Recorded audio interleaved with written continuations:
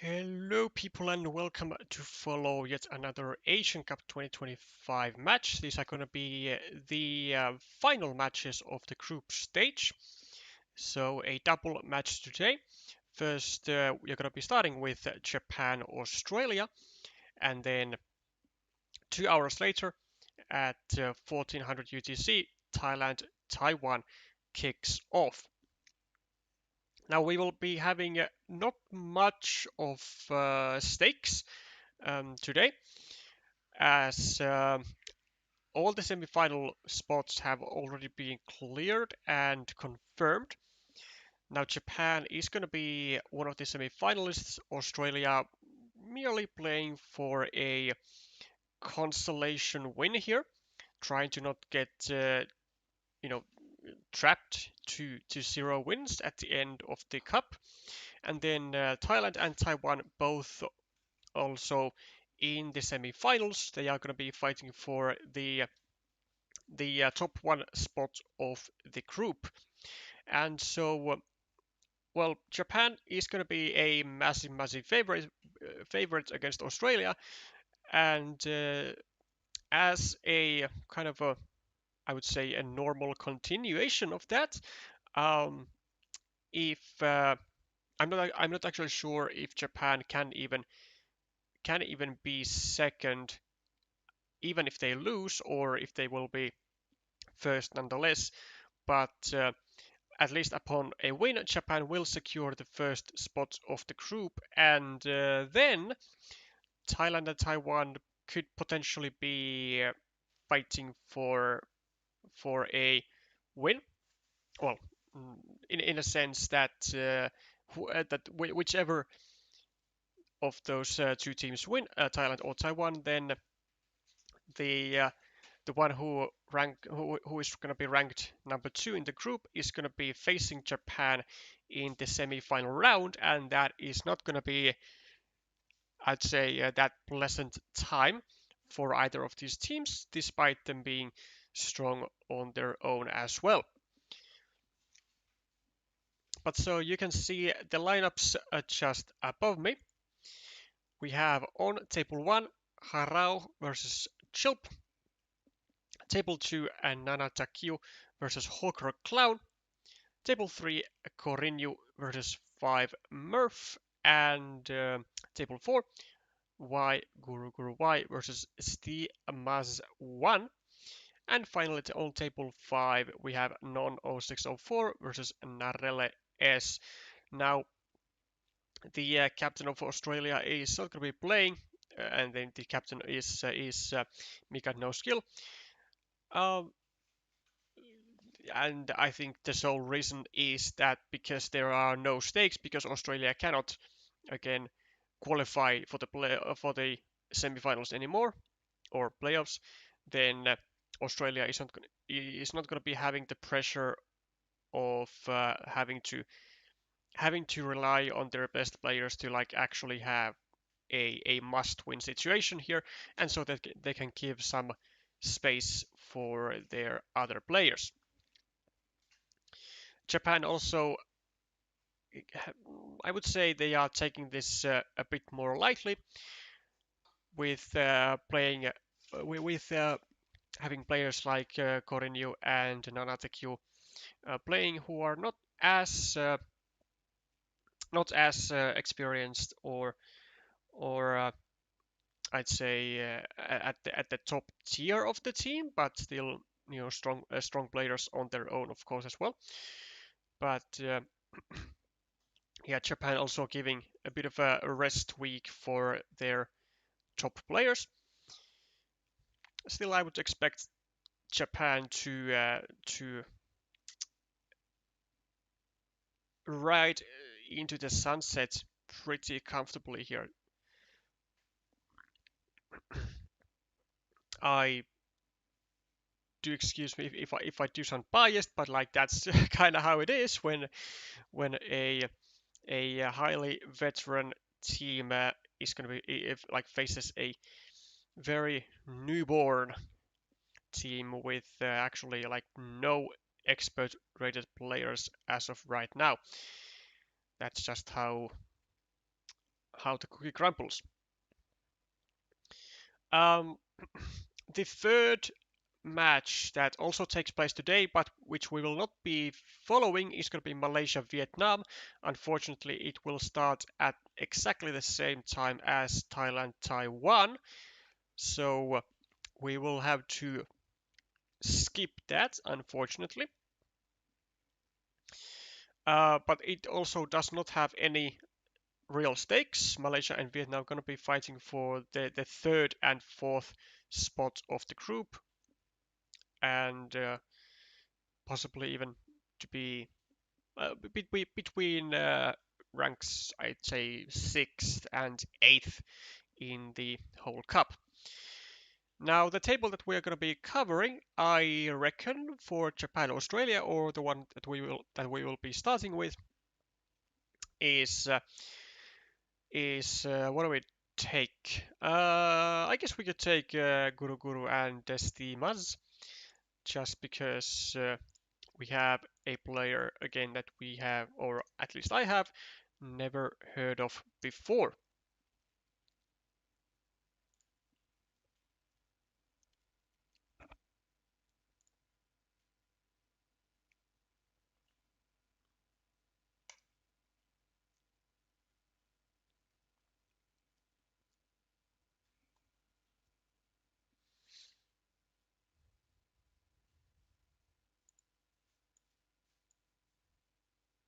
And so we already have the players having started the games.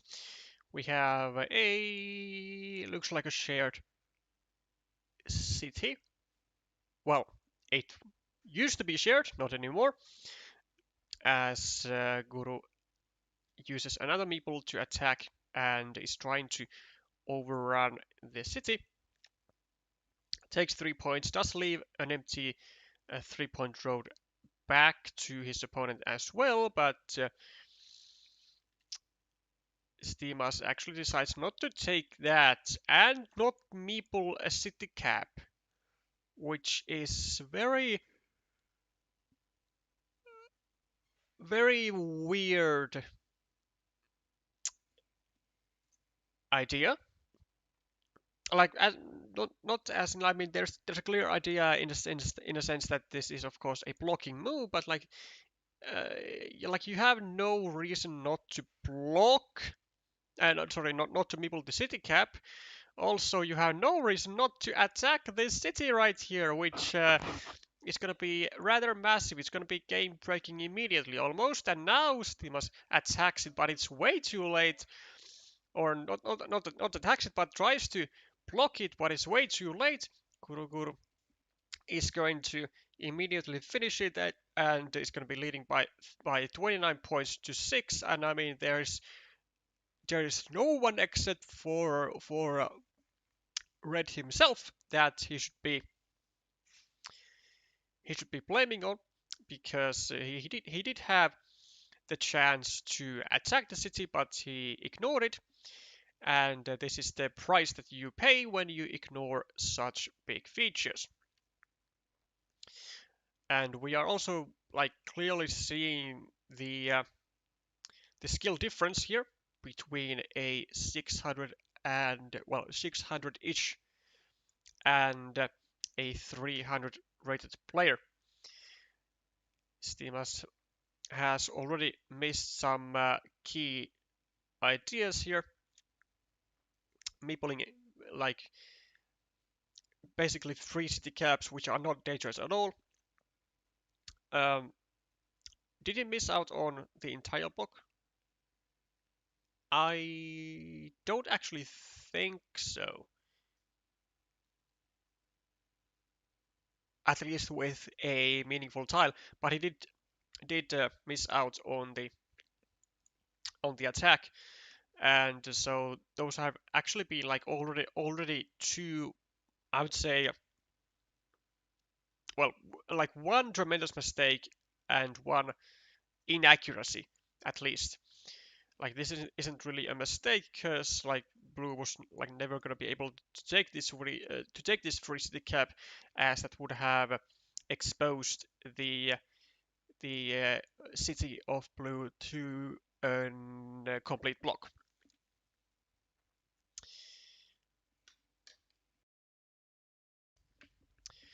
Blue starting nice looking 8-point city.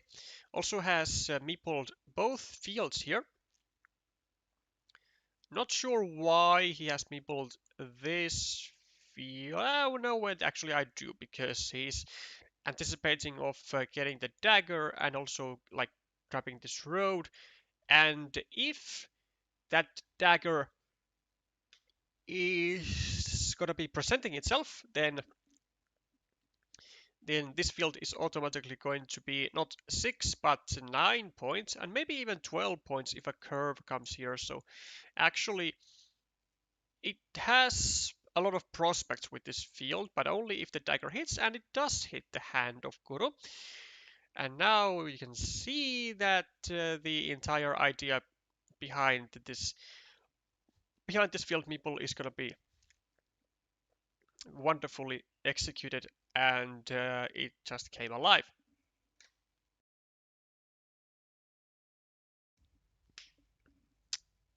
And Guru is now controlling a 9-point field, a 12-point field, and also adding even a third field meeple just to be able to secure all the fields for himself. It's pretty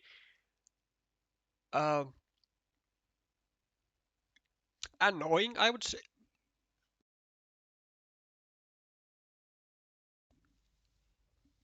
Pretty annoying, I would say, to start attacking to the fields when your opponent already has 3 meeples in those fields combined, and you have a none as red. But you know, taking into account that all these farmers are actually on separate fields, it's not as bad to attack to the fields as red. And as you have been now able to see here, um, STE MUZZ is using a lot of tiles to prevent the unification of these fields, just to be able to get himself one meeple onto the 12-point field, and it has now paid off. But whilst he was doing that, he did use 1 tile, 2 tiles, 3 tiles to like kind of jam the different fields of blue to stay separate. And also, this right here doesn't really help red in any way, because there are like no attacking spots to this 12-point field on the left, but, well, not like clear attacking spots. Or maybe even clear is the wrong word. I guess I would rather have to say like great attacking spots, because there are attacking spots, or an attacking spot, or attacking spots when if you want to do some ninja farmers, but they always come with a risk, and because there were indeed crossroads remaining, Guru is gonna be going over here. Oh, whoop, whoop, whoopsie, whoopsie. As Guru actually misplaces, like entirely misplaces the crossroad. Like he definitely meant to go with the road onto the right side, but he actually just fails miserably, and instead helps red getting into the 12-point field. And so basically this was like at least a minus 14 points move, because he gave 12 points or 12 field points to red, and also lost the quick point potential of this tile. So I mean, it kind of has to be one of the worst slip ups that I've seen during this entire tournament. But fortunately for Guru, he can indeed afford it, because he is winning by 16 points at the moment. He has an extra field over here. These are equal. These are equal. Has an extra 8-point monastery over here. So like he's doing like just fine. Even if he would be losing this 15-point field, he would still be fine. Because it doesn't even yeah,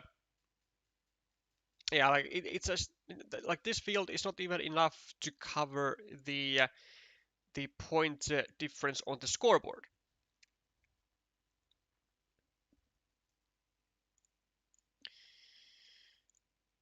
And also, when STE MUZZ is doing attacks like this, it pretty much means that like he's just really fixated on it.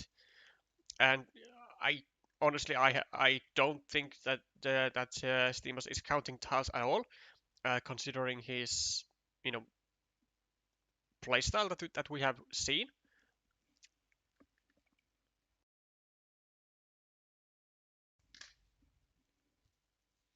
But he is somehow manufacturing a chance for himself to actually get to the field if there are tiles. And actually, there was a tile, so the invasion was successful. But so is the invasion of YguruguruY when he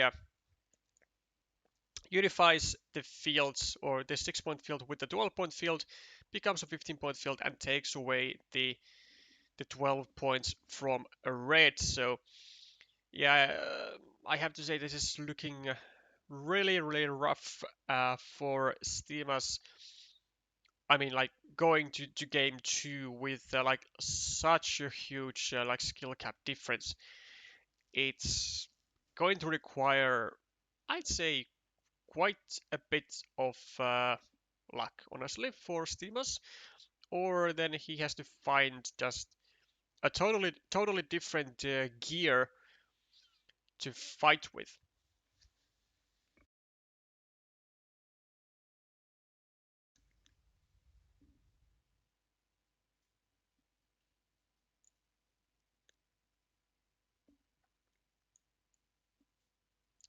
So that's 1-0 on table 4 for Japan.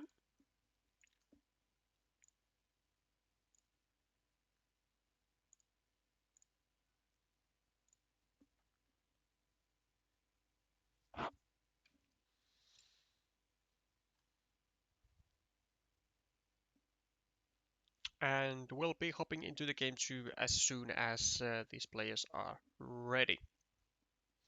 And also it seems like these are going to be really fast games, at least on table 4. So it's going to be very likely that we will also be covering some other table or tables even as well from this same match.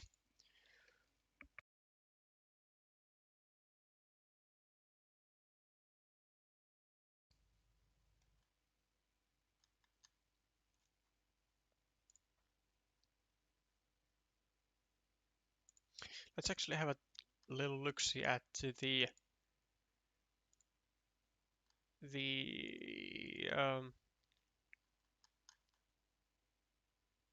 profile of STE MUZZ. So I mean, it does have actually a bit less than 5,000 games,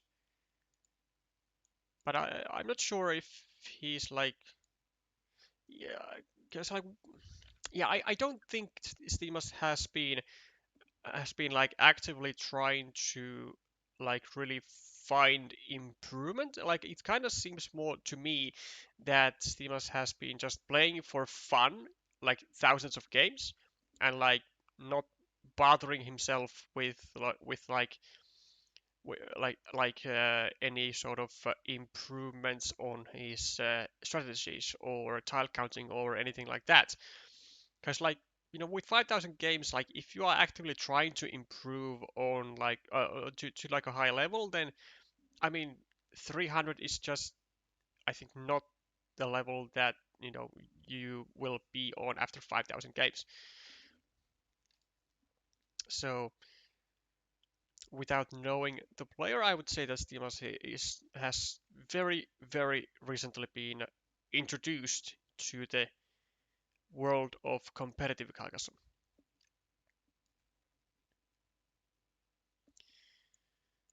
Okay, second game on its way.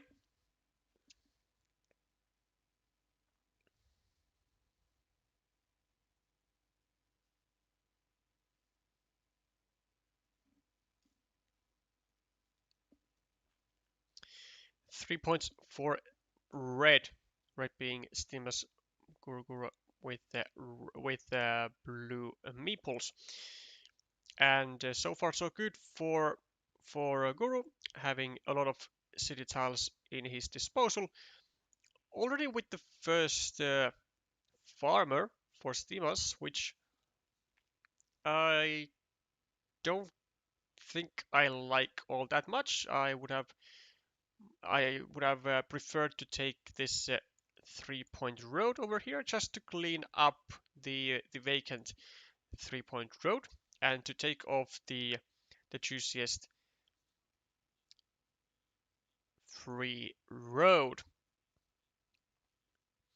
But also, he does take a road, but this is, I guess, is fine because it does give a point to the monastery, which was like under threat of getting maybe restricted heavily, and it does take a road, and like aggressive meepling of stuff is good in the beginning, but it's not stacking the monasteries, which would be like the priority number one, which is very troublesome for STE MUZZ because now he's going to be having now he's going to have to use like 1, 2, 3, 4, 5, 6, 7, 8 tiles as opposed to 1, 2, 3, 4, 5 to potentially finish both of his monasteries on the board. So that's going to be like just slightly more inefficient, and not actually not even just slightly, but a lot more inefficient than just stacking the monasteries next to each other. Guru still starting new cities outside of the field of red, of course. Then we have a continuation. I would say that this is a nice move, although blue might be waiting for a Dorito rather to try and threaten either the block or then something like a Dorito plus a triple city combo. Because if he now goes here with a city cap or with this extender, then maybe red is gonna go a bit wild and just start banking a lot of eggs on one basket and going over here with a second meeple and trying to overrun this small city.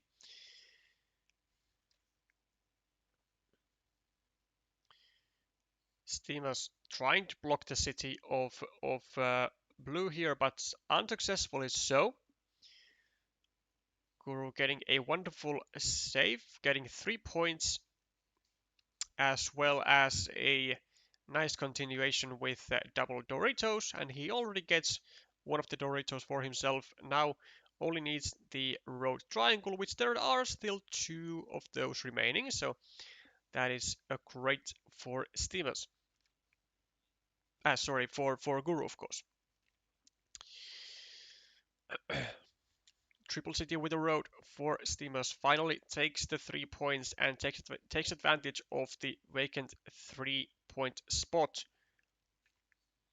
And Guru not even bothered in the slightest by the square, which is now fully blockable. And the reason why he is not bothered with it is because if this road gets blocked, or if this square gets blocked, then it not only blocks these 2 city meeples, but also this monastery meeple plus this guy as well, because both of the dividers are gone, and it is impossible to find a tile over here that would separate the city from this. Also, the road triangle hits the hand of YguruguruY, and he is now in a point lead of 48 to 17. But STE MUZZ does have some monasteries which are going to compensate a little. Plus, he does have the 9-point field, so minus 31, 22, 14, 6. I mean, Stimulus is at the moment only actually minus 9, but like only is kind of a hefty word to use because he's also down 2 meeples, and again the skill cap is there. Guru decides to not attack the decides to not attack the field because Stimulus already has a second meeple already placed on that field as well, but it just decides to try and narrow it down and try and take away as much of the expansion potential as humanly possible. Stimulus gets his meeple back from the monastery, and also is going to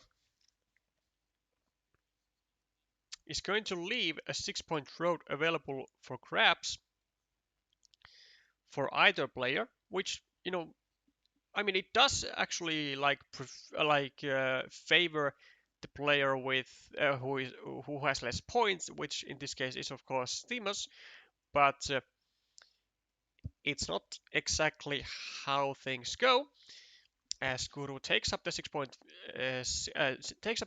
road, but as a result does leave up a potential city which Stimulus very swiftly takes advantage of. Also, Stimulus is missing out on a very, very key idea here, which is to go over here with the straight road. And the reason why you would do that is that if Guru wants a meeple back from this road, he's gonna have to expand the field all the way like outwards, like all the way to here, because red's field is going to expand via this right here square. And now that this has actually hit the ground and Guru has finished the road, then it does not yet expand the field of red, but it does have the potential to expand the field.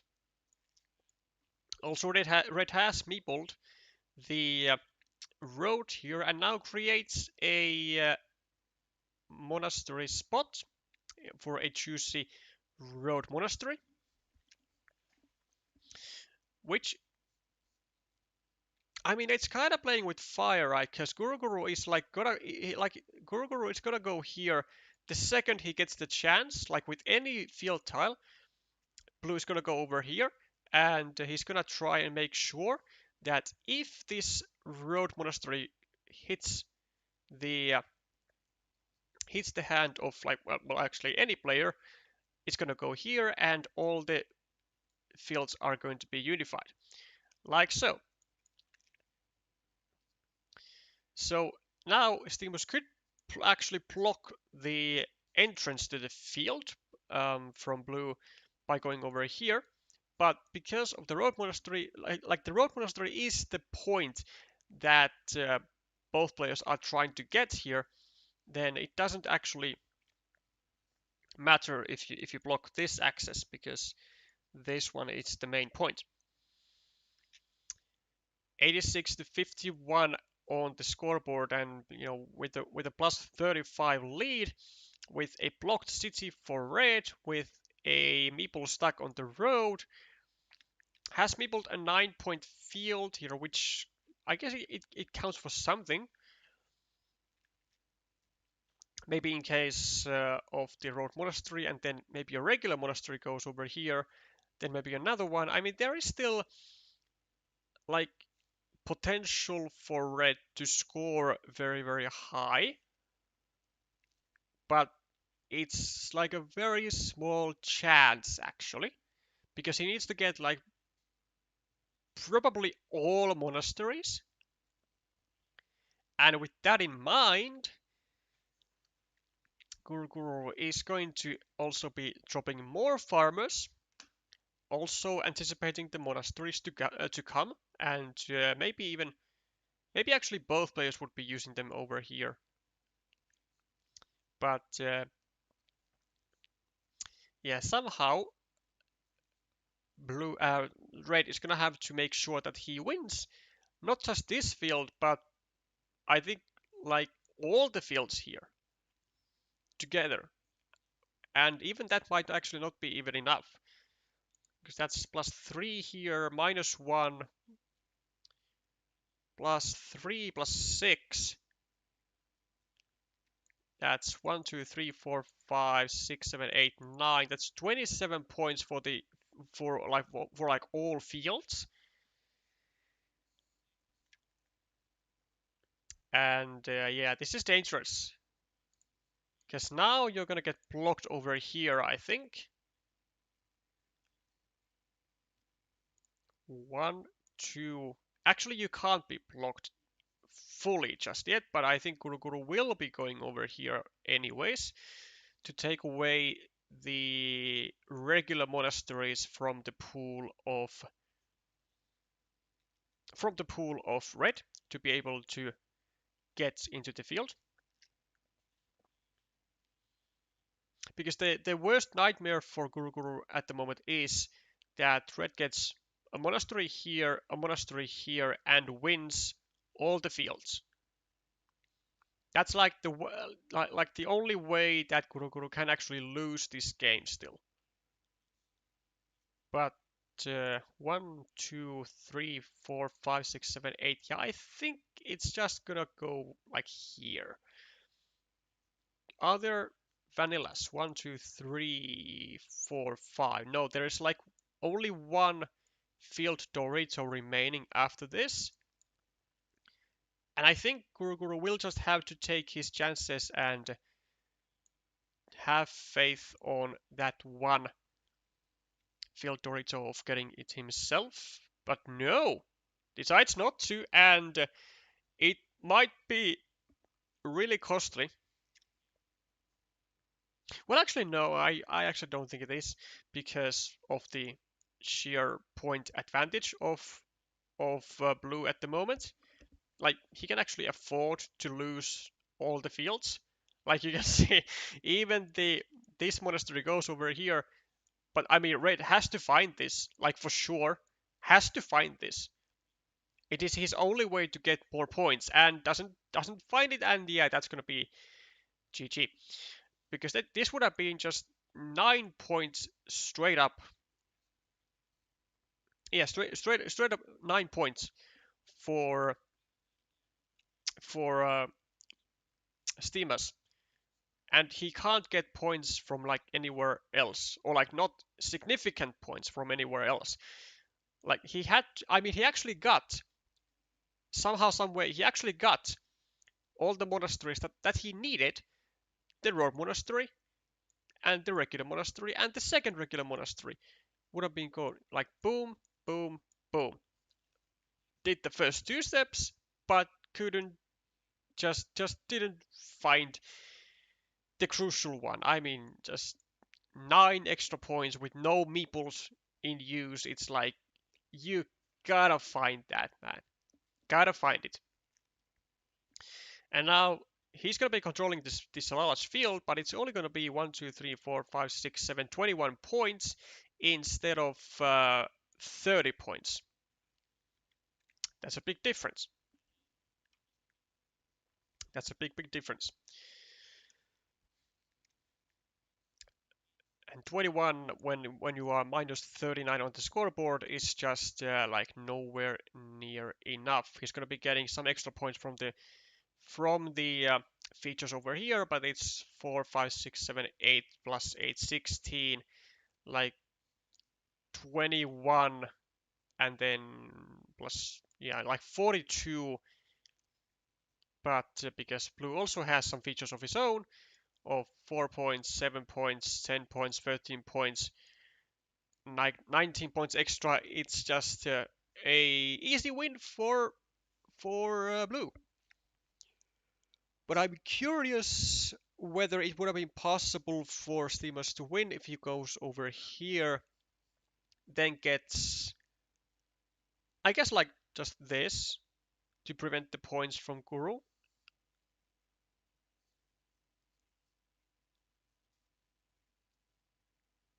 Um, I'm still minus 17. Don't, I don't think it would have been enough.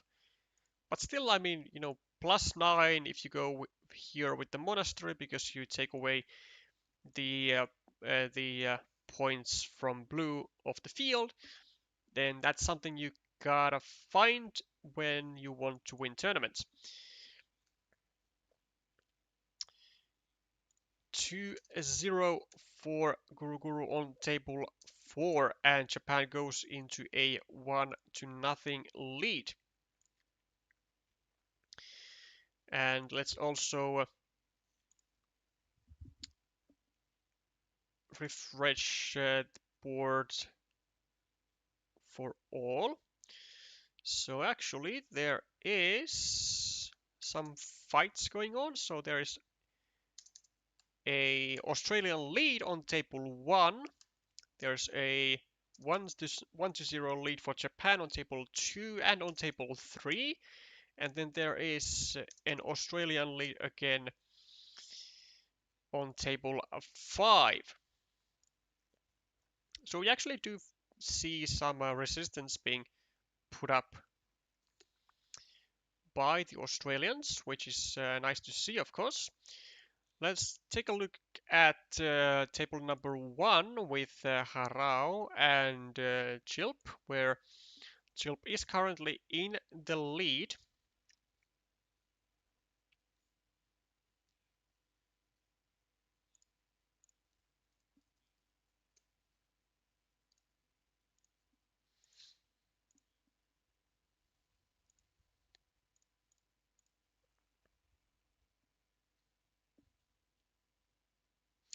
And let me actually make sure that this is indeed the second game and not the third game.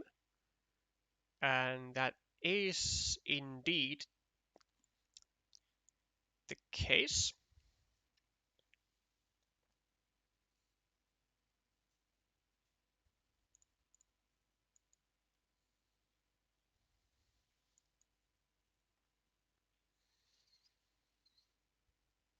So currently HaraoH needs to actually win to force a decider. And so far he's gonna be doing really well. I mean, he's gonna be going over here. Let's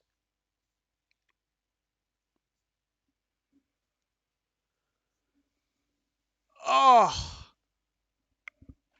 oh no. How? Why? Why? Oh, HaraoH. Oh, HaraoH. Not like this. Not like this. Oh no. Yeah, this is really bad. This is really, really bad. I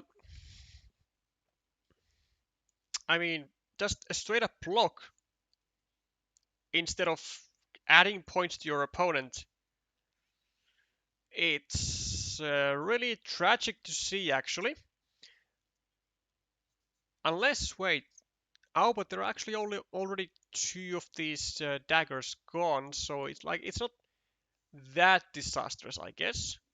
But like still, it's a guaranteed block though. I definitely think that it was still worth to do. But okay. So gets his people out from the road. Also meeple, oh, like pre-meeples, let's say this field right here, trying to get a 9-pointer going on, well, now a 12, maybe 15. I mean, it's gonna be actually a big field, and so HaraoH already places the second meeple to it. And as a result of actually going over here, he now has to make a small concession of 3, well, basically 6 points, because he did not take the road, and instead this 3-point road is now the property of a chilp. instead. Trying to cause some more nuisance for the red cities here, and gets a wonderful tile to continue that. Lays down the blocking possibility and gets the best tile in the deck to continue it with taking 3 points and almost forcing this red meeple to get blocked entirely. Now, the only reason why it is not blocked yet is because there is still one divider remaining, and that can be a small salvation for Chilp.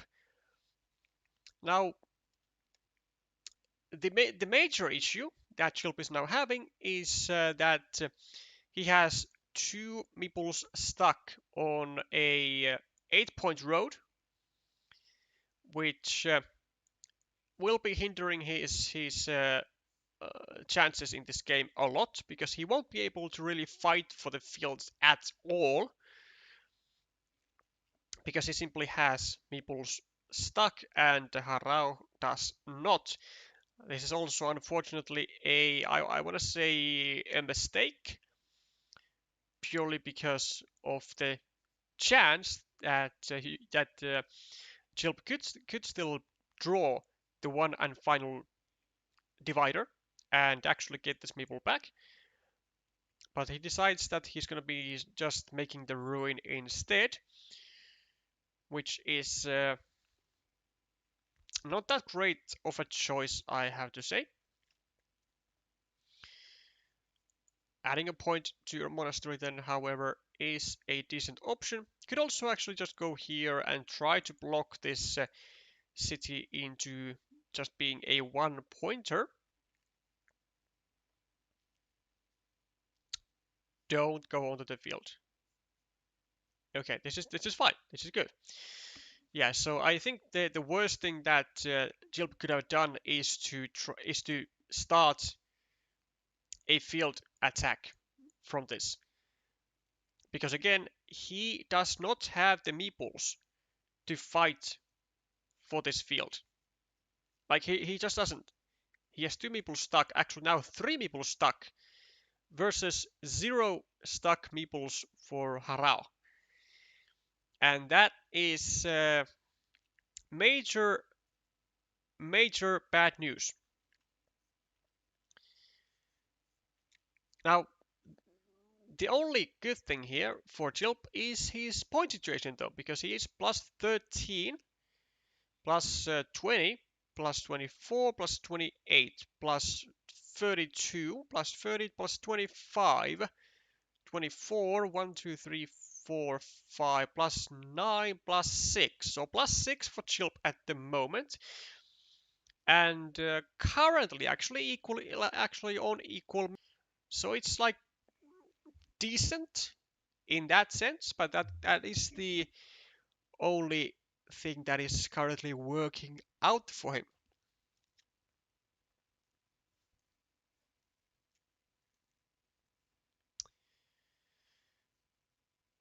What are you gonna come up with this? Maybe going over here and just leaving those city caps alone, starting a counter field later. Or maybe you go over here, start a city from the left, then try to maybe attack to this one, or maybe try and block it later. Or maybe you could just go over here and save your monastery to the 2 remaining tiles. One field Dorito and the divider. 1, 2, 3, 4. Because like actually, well, especially now that HaraoH gets the one final vanilla, it is dead certain that Chilp is going to be needing the divider or the field Dorito to get over here to like ever have a chance of getting this monastery meeple back. 4 points maybe, or maybe we go here.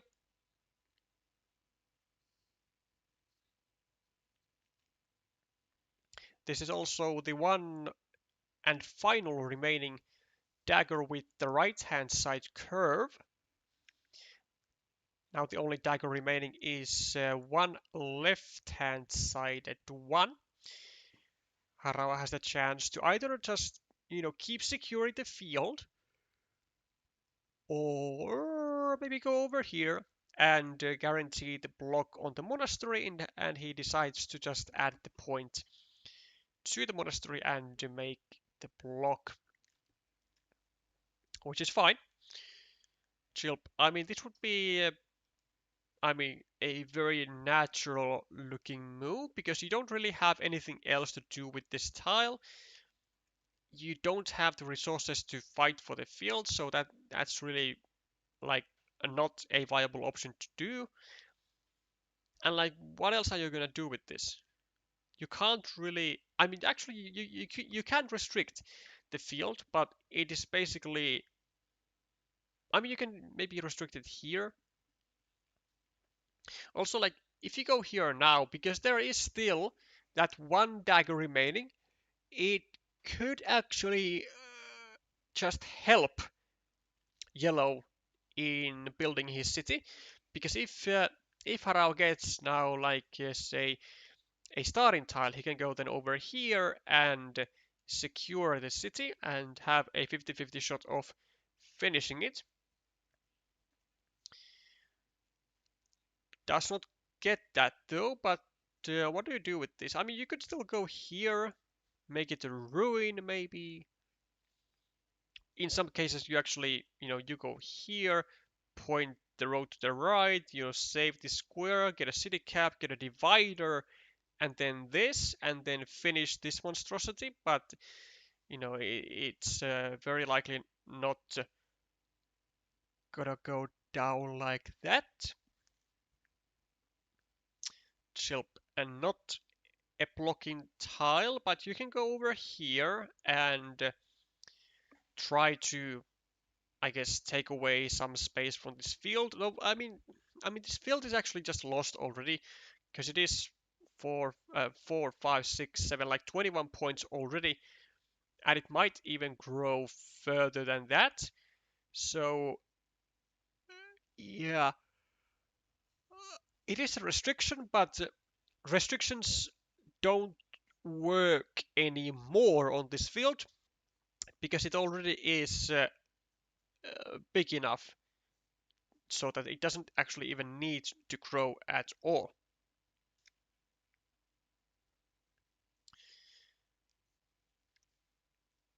Plus 12 for chilp.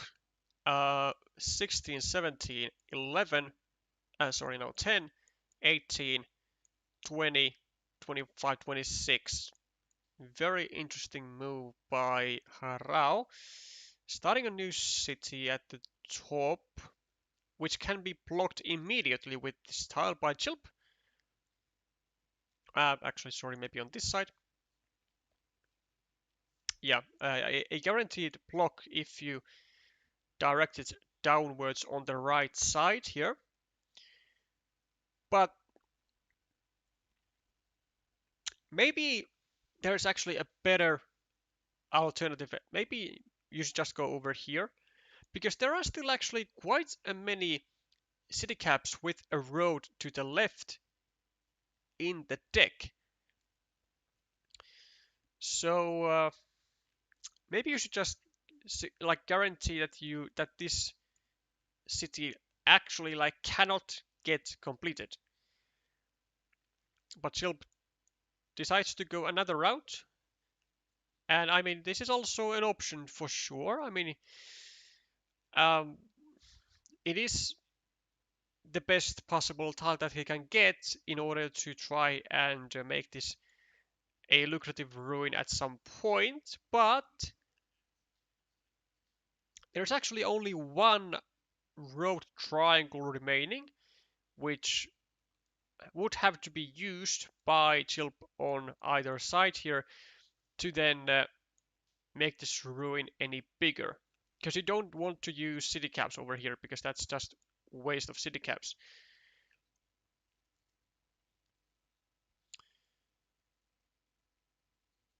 And the further we go into the deck, the further I have a looming suspicion that this city is actually gonna get completed. Because like half the tiles in the deck are saving tiles. HaraoH can go over here now, or he can just, take 4 points and take a meeple back. Which honestly I think is what he is gonna decide to do, because it's just guaranteed. Whereas if you go here, like you get a 50-50 to finish the city, but like, do you really need to finish that? I wouldn't be so certain. Plus 12, 8, 8, plus 13, 17, 21, 1, 2, 3, 4, 5, 6, 7. Like, isn't HaraoH already like plus 6 or something? I think I think he's plus 6. So yeah, I don't think he actually needed to try and finish this. Like it is a nice threat to have, because you have a 50-50 for the entire game, like immediately in your hands. But yeah, I don't think that it was necessary to go for. Also, this is actually good for Chilp. So he's meepling the field, and that is because if HaraoH actually gets the dagger, he's gonna be getting this red guy to the field, and the Chilp could even go maybe over here to try and double down on that, to now place a meeple over here as well, right? And then maybe even he himself places the dagger over here in some cases and gets 2 meeples to the field at the same time. But this is more of an insurance and a scare, rather than like just trying to maximize points for Chilp. Because it did force out a third farmer from HaraoH, because he still definitely wants to place the dagger over here, if he can, if he gets it.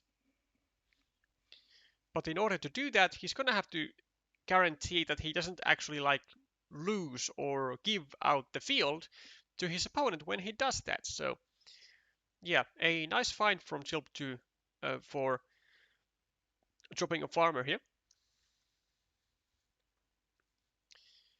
But you still have to actually make it count. And I don't think it's going to be enough for Chilp to just get the dagger himself. Or is it? I mean, if you just go here, take the road, 1, 2, 3, 4, 5, 6. Yeah, let's just go here, take the road, then just trust that you get the dagger. But there's also another issue, and it is this city right here, because I think there are still several city caps remaining. And HaraoH does indeed get a city cap, and he gets the dagger. And this, I mean, it's gotta be GG, right? I mean, it's gotta be GG. Like, he's plus 2, plus 11, plus 6 equal minus 2, plus 1. This is 0. He has an extra meeple. Yeah, this is definitely GG. Because there's no way Chilp is going to win the field. And like just currently, I didn't even count the field in to the calculations a second ago. So even if Chilp gets this second gets his final meeple, uses it to get to the field and actually gets there, it's really like not gonna do anything.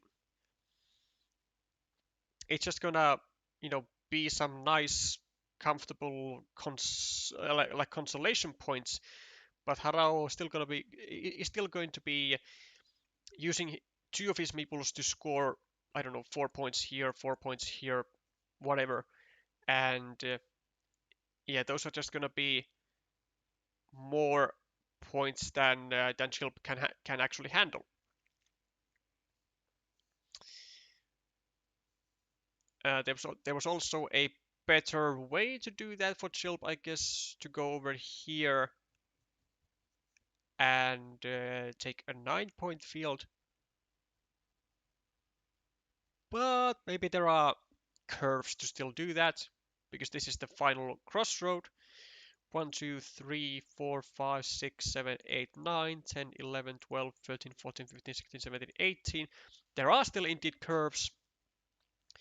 And chilp is actually forced, or like, not forced, but like guaranteed to draw one of those curves, because he still has 2 tiles remaining and HaraoH only has 1 tile remaining after this tile. I don't know what this... Oh, maybe like HaraoH is trying to get a city cap over here or something. This is a bit weird to me.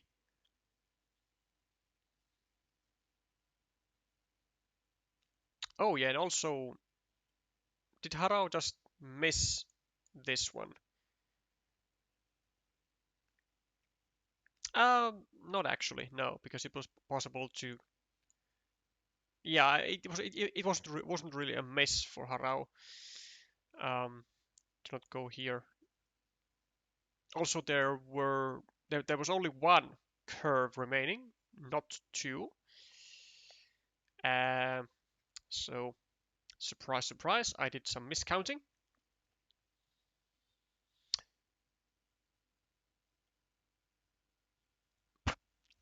So there was a little oopsies for red of not joining the fields over here with taking a 3-point road and getting these 6 points or 6 extra points away from yellow.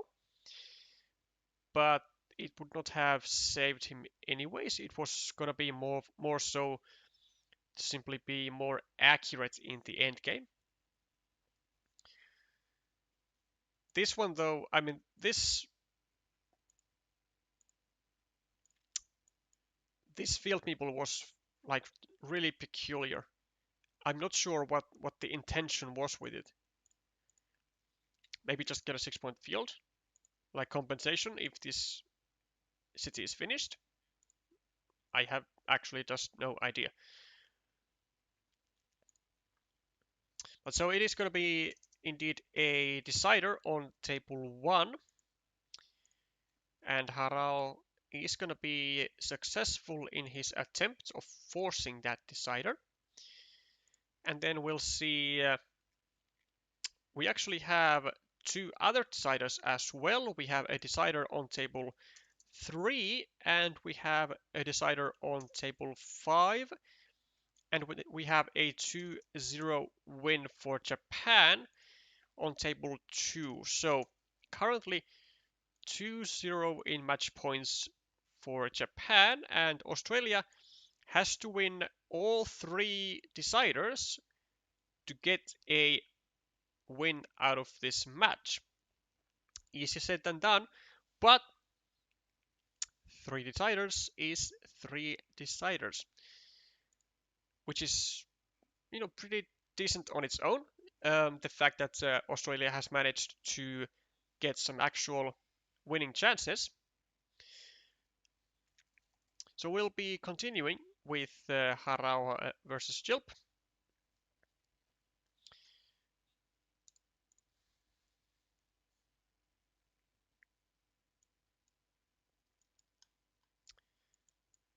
And see how they are going to be doing. Early lead for chilp, but no longer as HaraoH also manages to get a city of his own completed. And then we have a bunch of shielded tiles going for both players. Chilp forced to add a quad city onto his own city, which is not really the best possible outcome for the Australian player, but at least it's points. Then HaraoH with the option to take 2 points here, harass this road, 3 points here. Yeah, this actually, yeah, this is arguably the best move out there. So simply taking 3 points and also making sure that HaraoH is going to be, that Chilp is going to be needing at least a crossroad or another road end for this road instead of just simply double curves.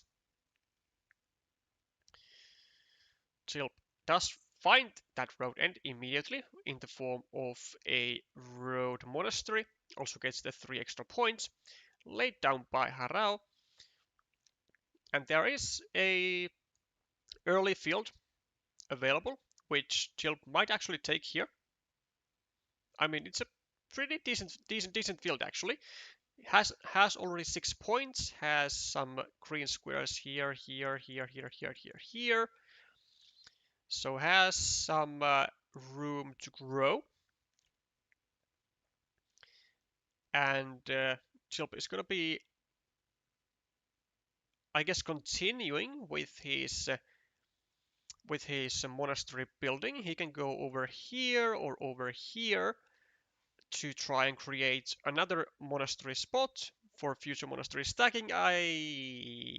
This is the worst, or like not the worst move out there, but like this is worse than going over here or over here, because ideally you want to stack your monasteries right next to your previous one, whereas now you're gonna have to stack a monastery. You're gonna have to stack a monastery like one tile up and one tile to the right, which means that monastery only shares like one square with the previous monastery, whereas the other one would have shared this and this. On top of that, there is a piece of road end at the top here, which will be able to be used for a 2-point road for HaraoH, and he'll be able to then also harass this monastery spot and likely even just destroy the monastery spot as a whole later on. So whereas if you go over here, then the monastery spot will be over here, and your opponent will like never be using a road tile, at least not a road tile with tempo that in order to block this monastery spot. So inaccuracies, and this is exactly what I'm talking about. So now you have lost your monastery spot, and HaraoH is taking 2 points at the same time. Exactly what I was talking about.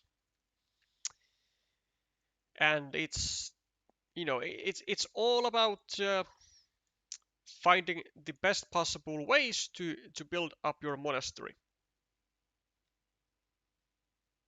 Also, what? This is weird.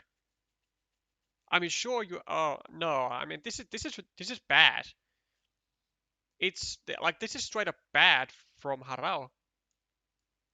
Like he's finishing cities for both players, getting a 6-point field, but he's also creating a 6-point field over here as well.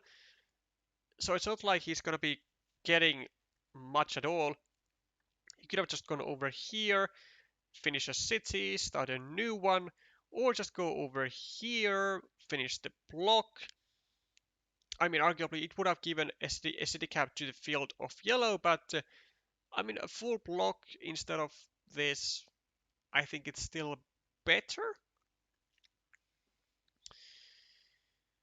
But okay,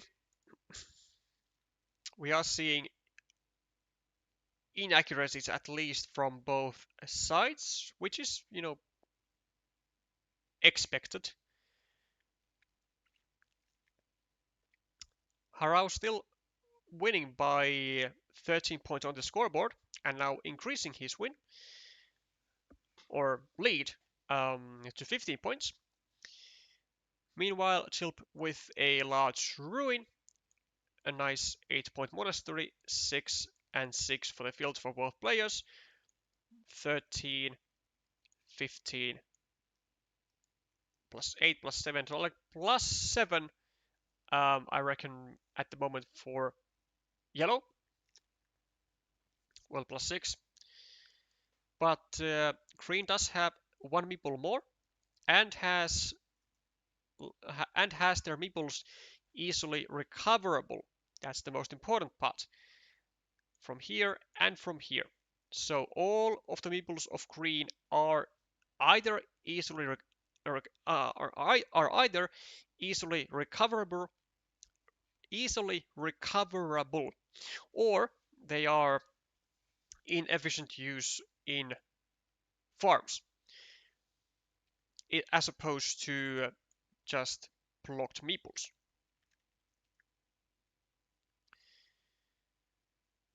And now, with the meeple advantage that HaraoH has, I honestly think that he should be using that set advantage over, for example, over here, to try and tie all the features of chilp here, and then also at the same time try and take away all possibilities from chilp to get easy new cities onto his field. This city is also blocked because there are no more starting tiles available in the deck. All 4 are gone. Which means that this city is also then blockable with like a straight road and a curve combo. We have a new chance as HaraoH to go over here and to attack the city and to try and share it. I mean, he does go there, but he doesn't actually drop a meeple onto the city, which I think is a mistake. Because like now Chilp is gonna go over here, right? Oh, unless Chilp doesn't actually realize that this city here is fully blocked already. There's a difference between Chilp and HaraoH. Actually, never mind, there is not, because neither player realizes that this square was already blocked because there were no starting tiles remaining. I'm taking my words back. Neither player knew of the situation and have now both actually wasted tiles in order to block what was already blocked. Chilp with a straight road. I assume it's gonna be just used over here. Or maybe, actually, maybe a better move is to go over here and to try and get the full block. Doesn't really look like Chilp is going the right way. So again, before you block, you should be always thinking about, like, to what tile do I want to block this feature to? And Chilp is going with like the more the more intuitive method, I think, which is to block into a dagger. But he hasn't actually realized again that all starting tiles are gone. So what he really should be doing is to try and block into a starting tile. to try and maximize the efficiency of the blocking by only taking 2 tiles to do so.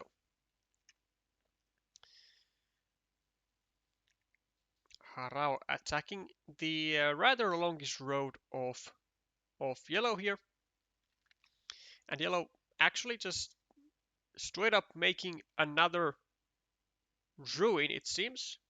I mean, it is still completable, but the issue with it is that it is very difficult to complete because you have to find very specific tiles in order to not expose a blocking platform or an attacking platform into this city right here. Which is actually just impossible to do like entirely, because in order to do that, in order to not expose anything, you would need a triple city with a field over here, but all triple cities are already out of the deck. So it's going to be really difficult for Chilp to actually fully try and cover up this city. And I have a looming suspicion that it is not going to happen. He's going to try, but then HaraoH is going to be either blocking or finding a way to attack this city. And then all these juicy city caps will be have used for pretty much nothing. Like now, like he could go over here to cover up one side of the city and to also meeple the second city cap. But I mean, actually in this scenario, I think it would have been the best, and he did what was the best. Except that he should always be meepling this city cap right here, because when you don't, then you expose your city into to an attack, which HaraoH could have done, but he ignored that possibility and just took a meeple back. So could have gone over here and attacked the city. I mean, he can still do that, but he can also just take 4 points, which is also doable. But Chilp is actually doing, somehow he has manifested a chance for himself to actually complete the entire thing. I think there are still tiles to go here, and there certainly are, and he gets a 6-point field on top of it with an empty city cap, and he gets the extra 3 points onto this field, and he's suddenly just back in the game. And I mean, he's actually just straight up winning the game at the moment. Oh no. No, why are we doing this? Why are we doing this? We have this guy here. We have this guy here. We could have just taken a 10-point move. Go over here, meeple the field, 4 plus 6 points. We can take this field like later. We can take this field later because Chilp does not have meeples. Oh, these are tragic mistakes that HaraoH is making. He's plus 5 plus 11 equal plus 12 plus 4 minus 5 minus 3 minus 5, 10. He is minus 15. I don't think HaraoH understands how big of a mistake this was. Like, you could have first gone over here for 10 points and then take this field for 6. And he would have been at just minus 5. Yeah, I mean, this was definitely just a throw from HaraoH's part. right? Wasn't this just a throw? Like, he ignored 2 chances to attack the city. He ignores this, and also he does this because he didn't count tiles, at least properly. Yeah, I mean, just a lot of mistakes and inaccuracies from HaraoH.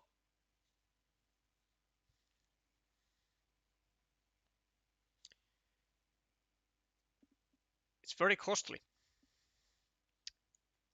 Decides to meeple the 7-point monastery, and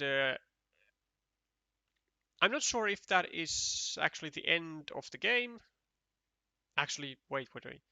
Like minus 15, 13, 6, 13. Yeah, I'm pretty sure it's the end of the game. Yeah. Even with this plus 7 point and then 6 from somewhere, but you can't really even take 6 anywhere. Yeah, I mean, it's just game. It's just game. Actually, Chilp just wins.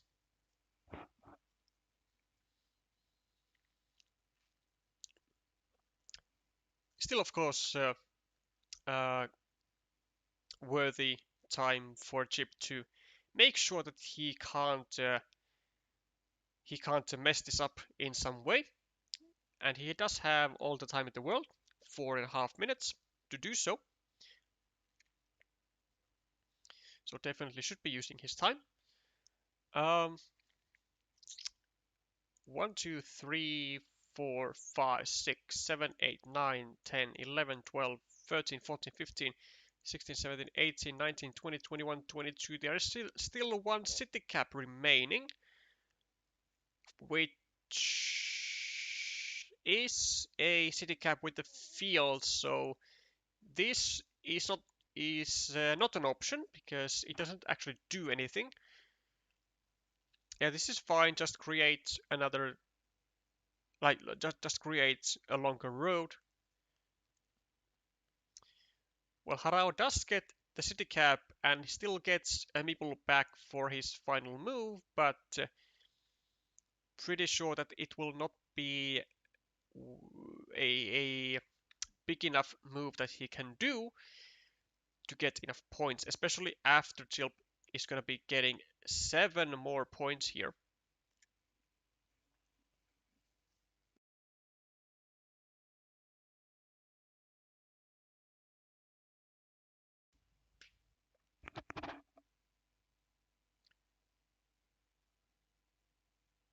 Yeah, I mean, at this point, it's just about, like, where can you... Oh, no, wait. Ah, of course, because Chilp had still 1 tile remaining, so would have been a lot better to just go here, of course, and to finish this monastery and to meeple another one. Because I mean, it's 6 points, but it's a meeple back, which Chilp then could use for his final tile. So naturally, it would have been a lot better to go over here and meeple the monastery than it was to go over here. Because now you see you would have an extra 3 points for your meeple. Well, basically you missed out on 2 points because this is 6 instead of 7 and then plus 3, so minus 2 points as a result the of the inaccuracy there by Chilp in the end, but it is not decisive.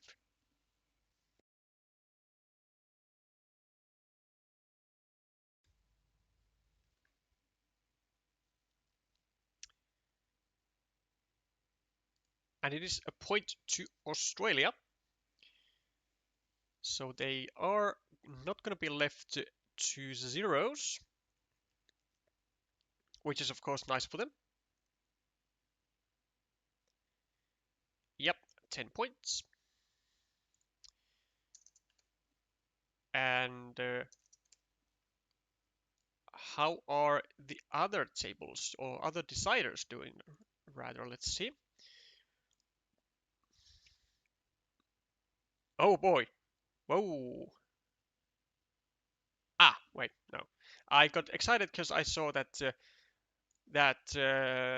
Fine Murph actually won on table 3, but then immediately after there's also been a resolution. No, that's not the right word, but there's also been a finalized match, let's say, on table number 5, which is ending up in Japan's favor with non 0604 winning 2-1 against Narelle.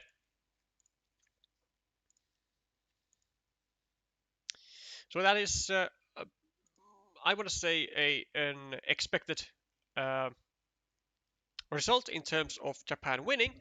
A bit unexpected result in terms of how tight this was actually in terms of the final result, with the final table 5 being on the decider and actually having a decisive game of the entire match.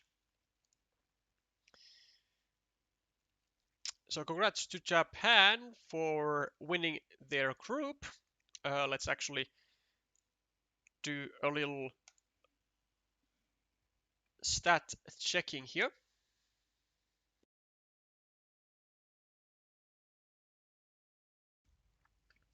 So Japan 3 match wins out of 3 matches played, securing the number 1 seed of the group.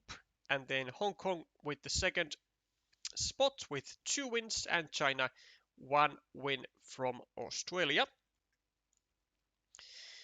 And then, as said in the beginning of the stream, Taiwan, Thailand starting at 1400 UTC, so in about 45 minutes, fighting for the group win. And I mean, there are stakes in a sense that the winner of this match will be fighting against Hong Kong in the semifinals, and the loser of this match will be fighting against Japan in the semifinals. So I would imagine that both Taiwan and Thailand would be more more confident on their win if they would be fighting against Hong Kong, because against Japan, I mean, Japan's reputation, especially in team tournaments, is very mighty indeed. Now I'm gonna be taking a let's say a 2 or 3 minute break, and then we'll be playing a casual game here, and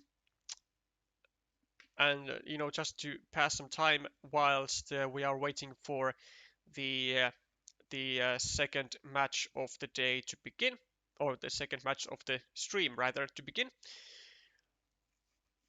And I guess we'll be. No, actually, never mind. If you do want to have a match against me, then when I come back, I will join a table if I have been invited into any by any of you, and if not, then I guess I will be just having a quick first arena match of the season for myself. So a couple of minute break, and in the meanwhile, if you do want to play against me, then do send me an invitation to a table, and I will join that when I come back.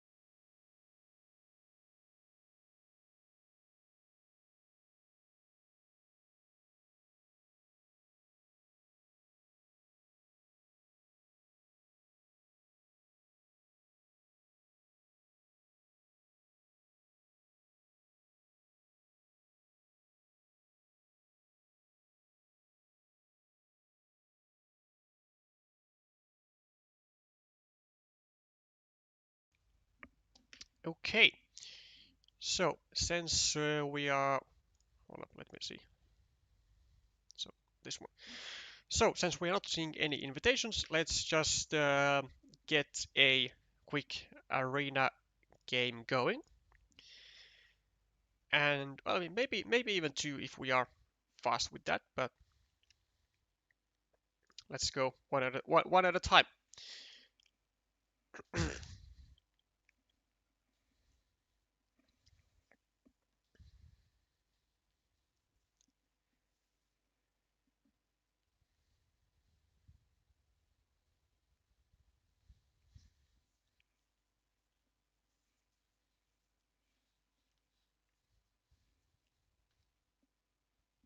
Flies. Why are there flies in my streaming setup?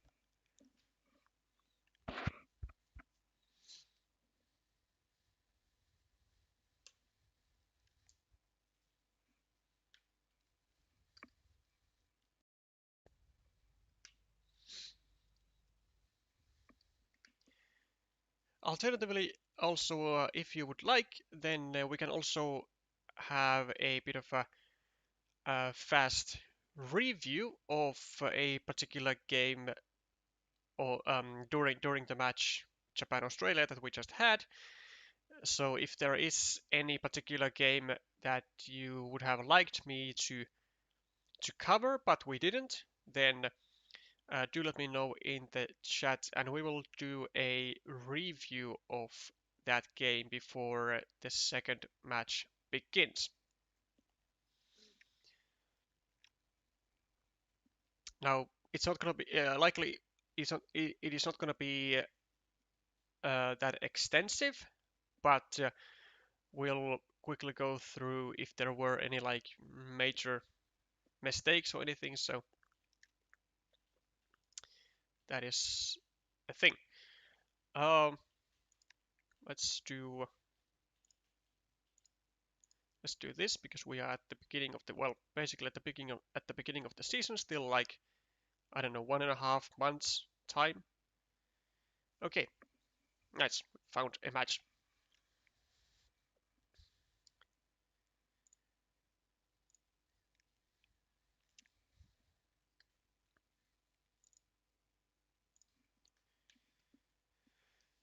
And we also get the first 4 points, which is great. We always love getting those. Here, here. I think this is better because there is no um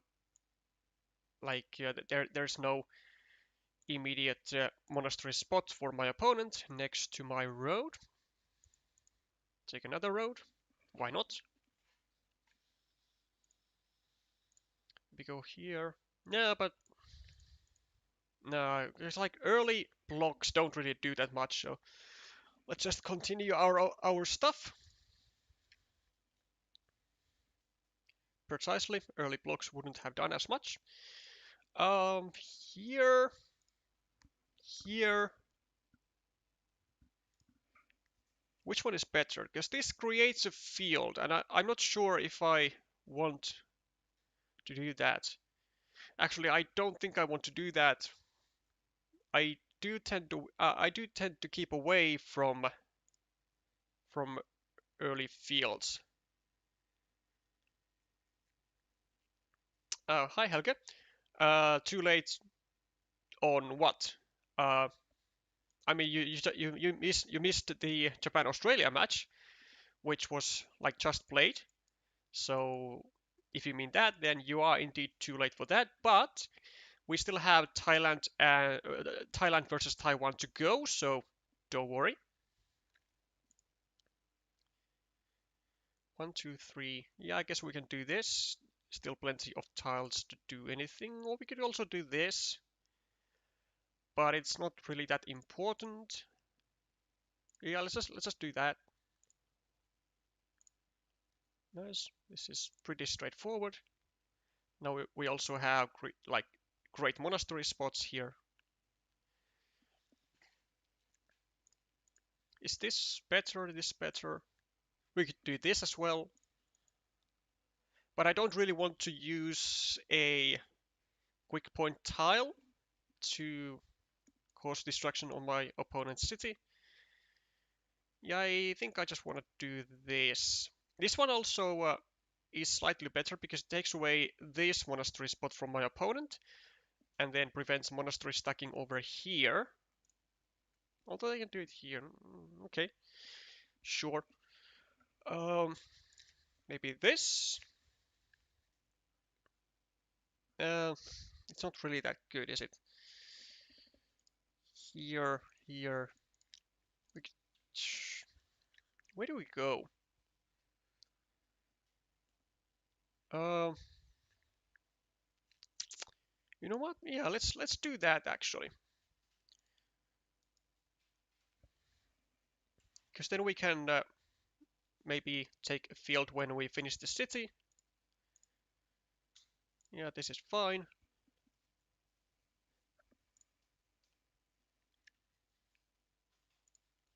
Yeah, this is gonna be great.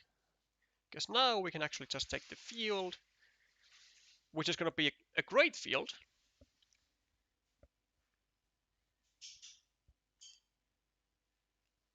Yeah, it's a really good field actually. Ooh, okay, okay, I like that. Let's go here. Then we create pressure on here and here. Well, I'm sorry, not we create pressure here, but if it does anything over here or over here, it affects the other. So let's do that.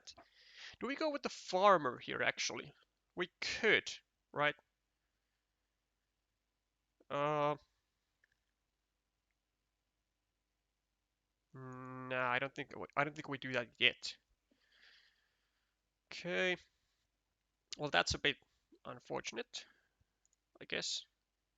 Here? Yeah, I kind of like this. Sure. With maybe with a city meeple. Why not?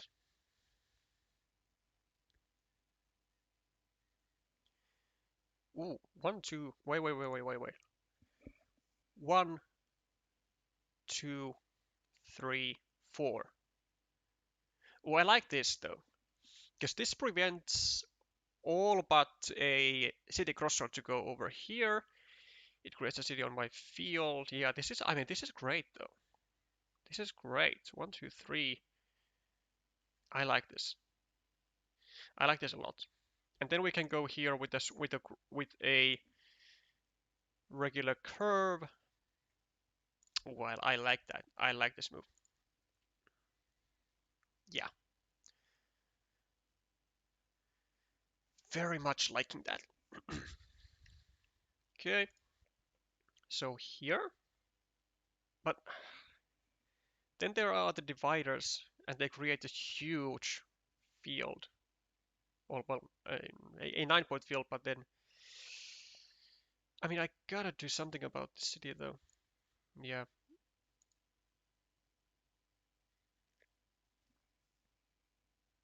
Okay. How about here? I think, yeah. Right.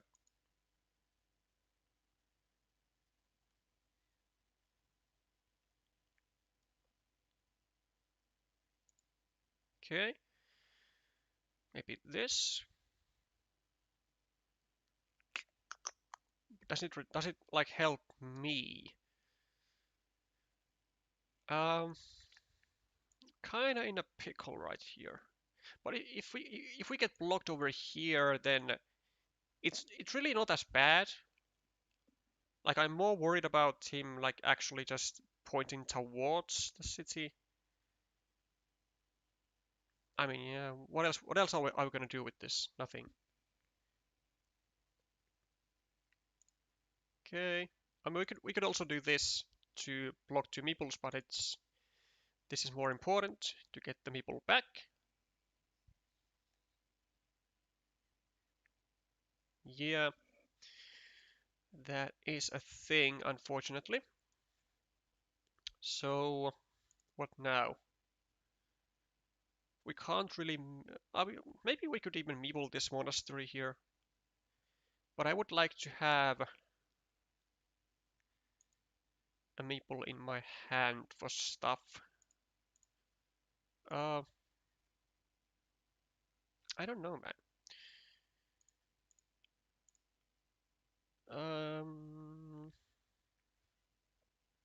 Okay, let's just go here and take away the monastery spot, I guess. I would also like to block this because there are no more starting tiles. Would be nice. 1, 2, 3, 4, 5, 6. I mean, I guess we can take away curves from him. 1, 2, 3, 4, 5, 6, 7. Actually takes away a lot of useful tiles from Inigo. Such as this, I guess.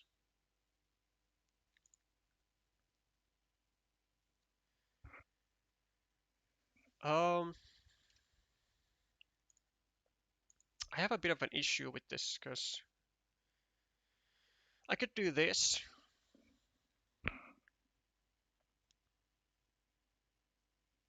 I could do this, but then we can get blocked here easily. 1, 2. I guess I want to do this to ensure that those two meeples get blocked, right?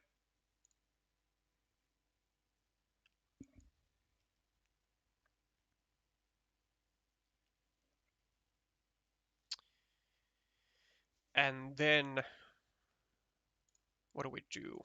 Maybe this. Just add a couple extra cities that we can. I mean, actually, we can't take any use of those, but maybe here. Yeah, we can add them here, I guess. Or here, maybe. Yeah, here is even better, I think. Yeah, let's go here.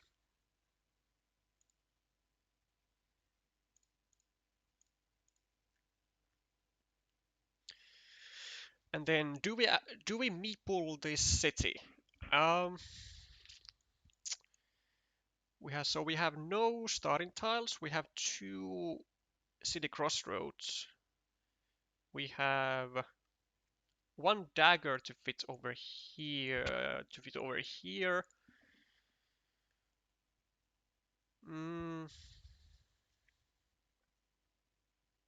But I also don't really want to leave it to my opponent. Whatever. It's fine, I guess. Because I would also want to have a meeple to place it to this field here. Like now, but I mean these 3 points are just too juicy for me to pass up, so we could do with this. Okay, it's fine. So now we are looking to get the compensation if he finds the cow, which is like really likely. Then so we're gonna be going here and dropping a farmer. This is exactly why we went there. So he finds the cow, but does not get the field. We could also go here now to maybe anticipate this curve over here. I kind of like that. 17 tiles remaining. We are -8 on the board, or on the scoreboard. Then we are -7, -8. This is equal +1, +13, right? Um,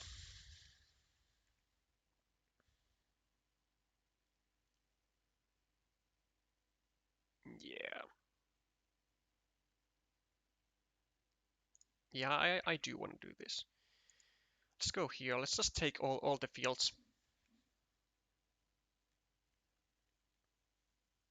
We could have also blocked this one, I guess, which I didn't even think about.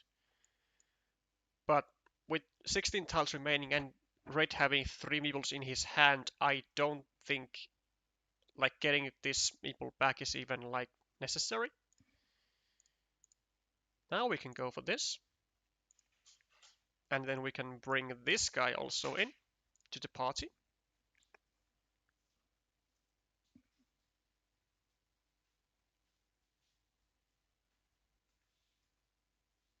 Okay. Ooh, interesting. Okay. So 5, 8 equal 1, 7. We are +2. We are +14. So we are like doing really well here. I mean, I wonder, do we ever take this? Because there are still 3 city caps with the road, right? Like it's kind of a lot. It's a lot. But then we could also just lose the game with this if we get blocked. Um, but then he has to conjure 15 points. Uh, but we can get like this guy back. Yeah, yeah, sure, sure.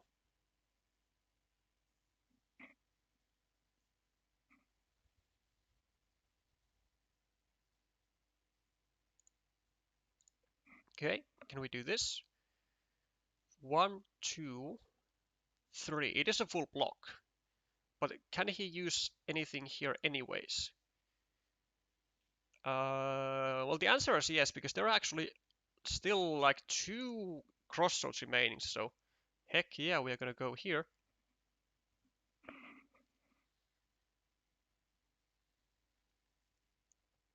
Okay, does that, which is fine. Then we go here to block off that city cap, like so. Then we get this, which is nice. Okay, I think with this, yeah, I'm pretty sure that with this dagger, we are gonna be winning the game.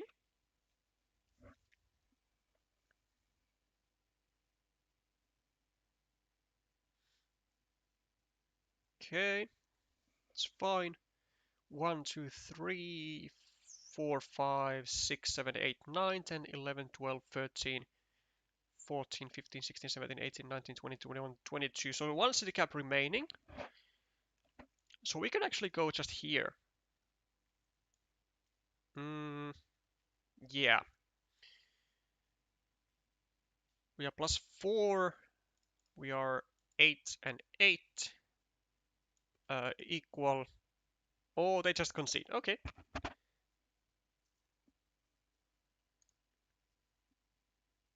We take those.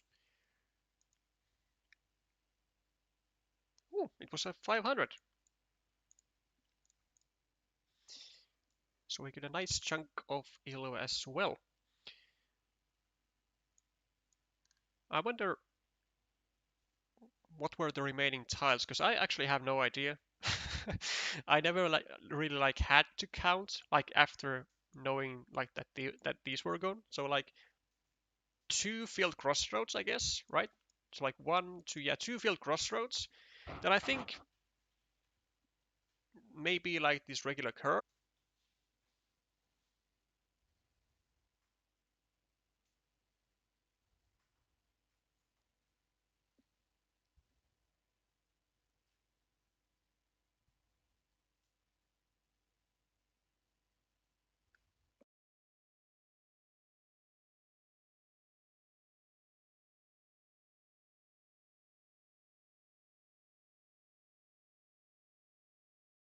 No, varmaan vielä.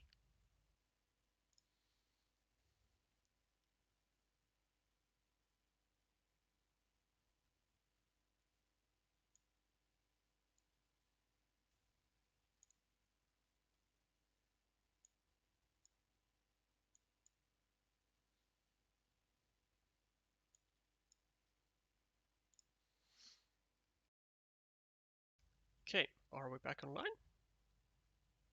I think we are back online.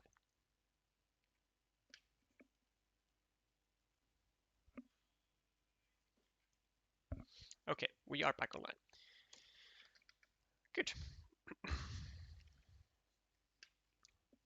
Well, fortunately I will be back at my own apartment on 3rd of September, so bear with me. There is like 1.5 weeks still left of uh, of the potential interruptions, and then we should be back at doing a lot smoother streams.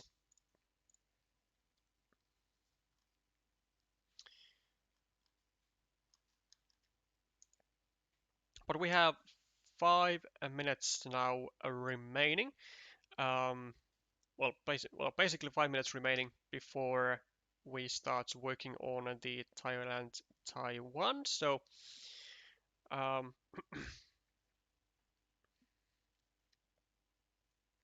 let's see.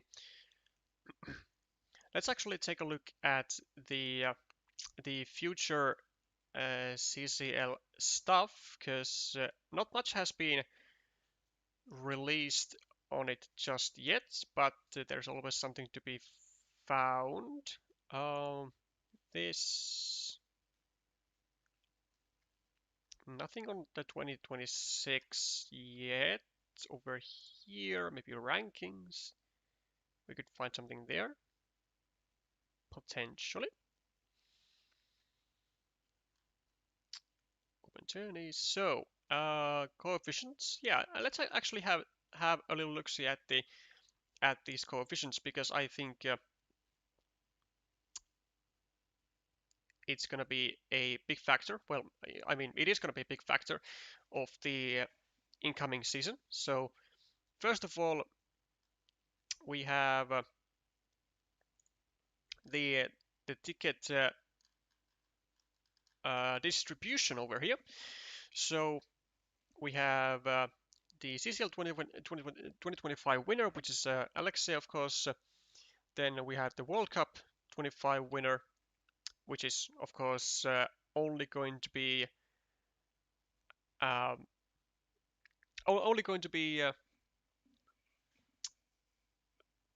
readied or available after the World Championship has finished in 20 on 25th 25th of October. Then we have 2 tickets to the main stage for countries. Wait, I think my drawing tools are going to be now a bit off. They are okay. So 2 tickets to the main stage for countries 1 to 4, one for countries 1 to 12, and one for countries 13 to 24. And then below that are going to be some qualification tickets, or some tickets to the qualifiers.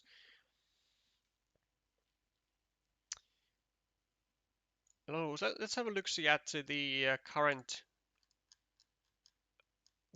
association rankings. So we have RCP, Japan, Chile, and Ukraine at top 4.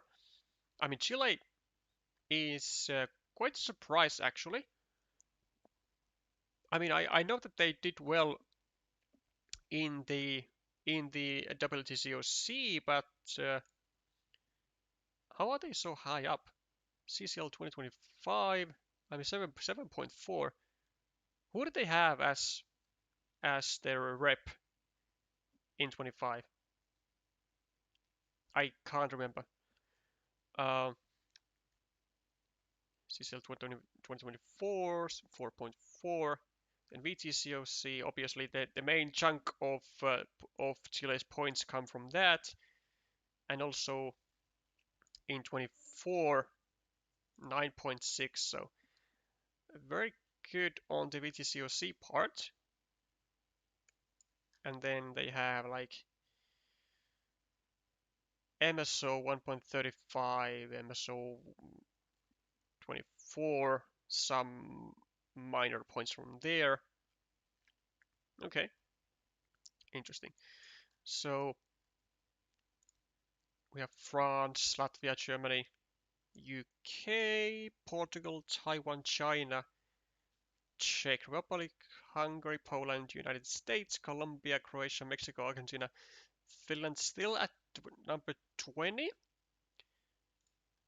Then Romania to Tesia at 22, Hong Kong and Spain. And then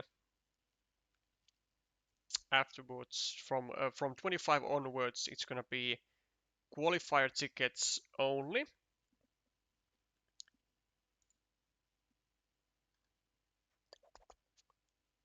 But the Asian Cup is gonna be still affecting on the entire rankings. So we'll see after this one is over that like how these are gonna be looking, because I think the Asian Cup is like the only tournament that is still going on that will be affecting these standings right here. But we have now we have 4 minutes actually until the start of Thailand versus Taiwan, so let's start focusing on that. First of all, you can see the lineups above me. We have actually no, you cannot, because I have not changed them yet. 1 second. 1 second. Do that and do that and whoop, pow. Okay. So we have on table number 1, we have Chandrakan Glykav versus Min Wei Chen. Table number 2, Retichai Chalongkul versus 0607. There's a very peculiar number combo with Japan's non-0604 and then Taiwan's 0607. There has to be some meaning to that. I refuse to believe that it's just a random number sequence. Table 3, the captain of Thailand, LZTech versus Imlisat Singh. Table 4, Natpeera-ch versus Pochung Chang, with StevenChangTW as their nick. And then finally on table 5, the pMika versus the national champion of Taiwan, Yu Peng, who will be the Taiwan representee in the World Championships this year.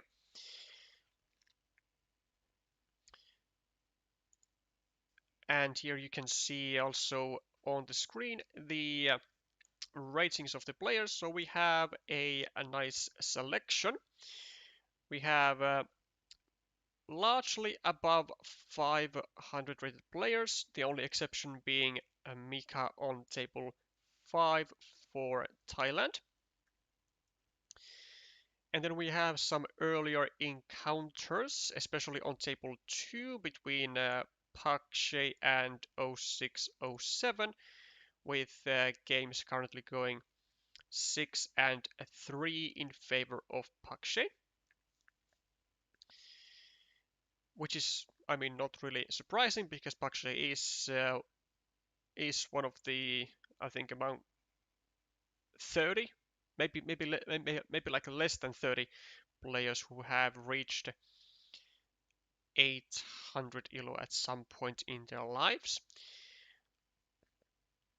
And then we have some individual games with Natpeera-ch and StevenChang with 1-2 going. Now, since we do have a chance, I reckon we will be going with a bit of a higher skill cap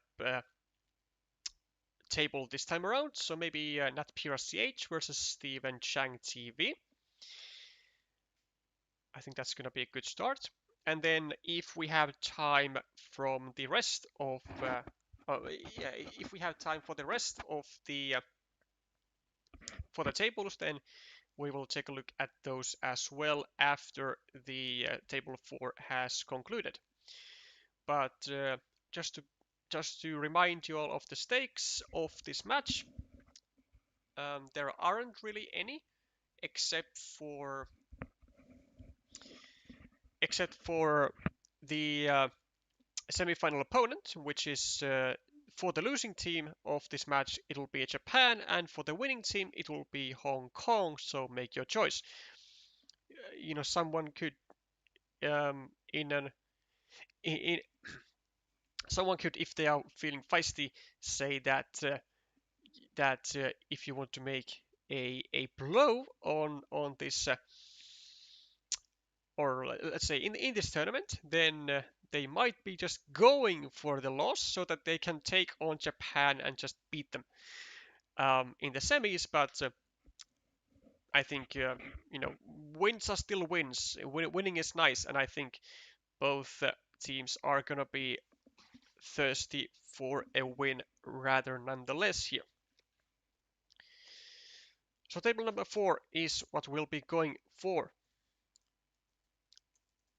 Pun intended, accidentally.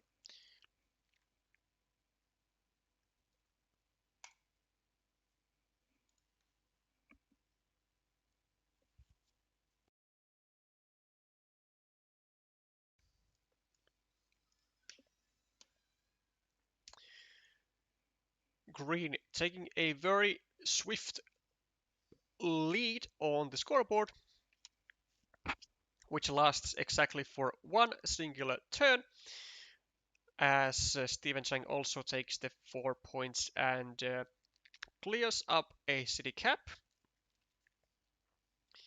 Then we have some ruin fighting going over here, and honestly, I see no other option for Natpeera other than just to go over here with I guess I guess you could point both the city or the field upwards. I think both are fine because your end goal is gonna be to block this square into oh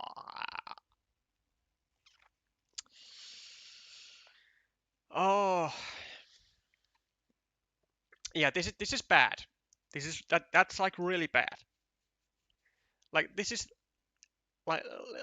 like the one thing, the one rotation that you do not want to actually do, because now there is a possibility for Steven to simply go with a divider over here,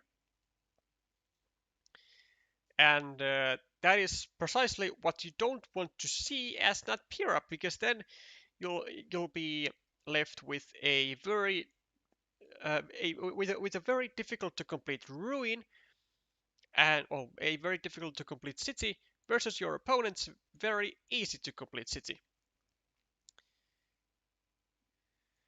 But okay, the choice has been made, and it better work out. Otherwise, Natpeera could be in serious trouble. Welcome, Vika. No, you are not that late. Unless you are still watching the Japan Australia match like later on there with delay. But currently we are, of course, we have moved on to the Thailand Taiwan match. So Steven, oh what the, oh my god, uh, bro, what are you doing? This is a real mystery to me as to what on earth is happening on this board right now. Like Pochung going for I don't know, man. Like Pochung is going for a second city meeple and had a great tile to unify the cities over here, but decided to like not do that for unknown reasons. Yeah, I am just flabbergasted. I'm not gonna lie. Like there's no real logic in this play from Steven. I think, or like I mean there is logic, but the logic is not like working in your favor because it just doesn't make really like sense to attack with the second meeple if you have no intention to connect your first meeple anyways. I'm having like really difficult time seeing the big picture of what Pochung has thought about here. I mean, because this seems mental.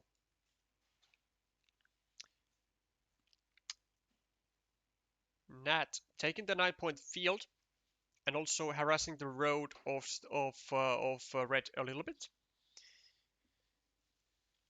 Starting the loop. And I reckon, yeah, just taking the 4-point road is fine. There's also going to be a nice field for Steven as well, whenever he gets the vanilla or a divider over here. But actually, no, a divider will not be great for Steven over here, because he, assumably, seemingly, with all with all the might and what would make sense in this game, he will be using the dividers over here or over here. I'm not really sure what his plan here is, but if he gets a divider, the last thing that I see him doing is to go over here out of these three options. Okay, finally he makes the connection after what I feel like was way too long of a time to wait before doing it, but he does finally make it. And Nat is gonna be doing what exactly? I mean, could go over here, I guess. Just leave a city cap lying around. Not a bad idea. Also continuing the road. Maybe going over here. And he does do that. And red gets the connection also on the second meeple. So now leading this ruin fight with 2-1 meeples and with 6, 7, 8, 9, 10, 11, 12, 13, 14 points. So a considerable amount. And this ruin will certainly be fought for later on once Nat gets a bit more, you know, like better tiles to actually make the fight with. But I am surprised that Nat is just leaving this city here alone for like so long, because he could go here at like whatever point he wanted with like a straight road or a curve or even with this dagger right here, and just try and block this city right here.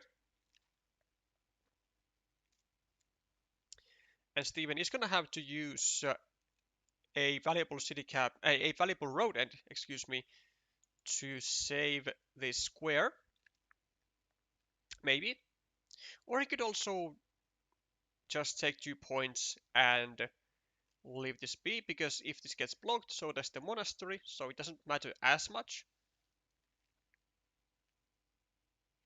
Do you use your final meeple as Nat on this very juicy looking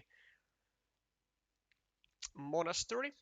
especially since it is a rogue monastery, and it would then allow an easy double curve move over here.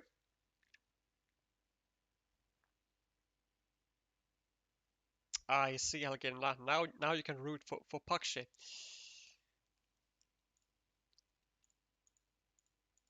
Has something like changed? You has something changed? Like, have you not been able to root him before? Because I would imagine, because I since the last time I checked, Sweden is not playing the Asian Cup, so I don't know. I guess you have had some other favorites. So does decide to go for the monastery, uses the final meeple, and it is a risk, of course.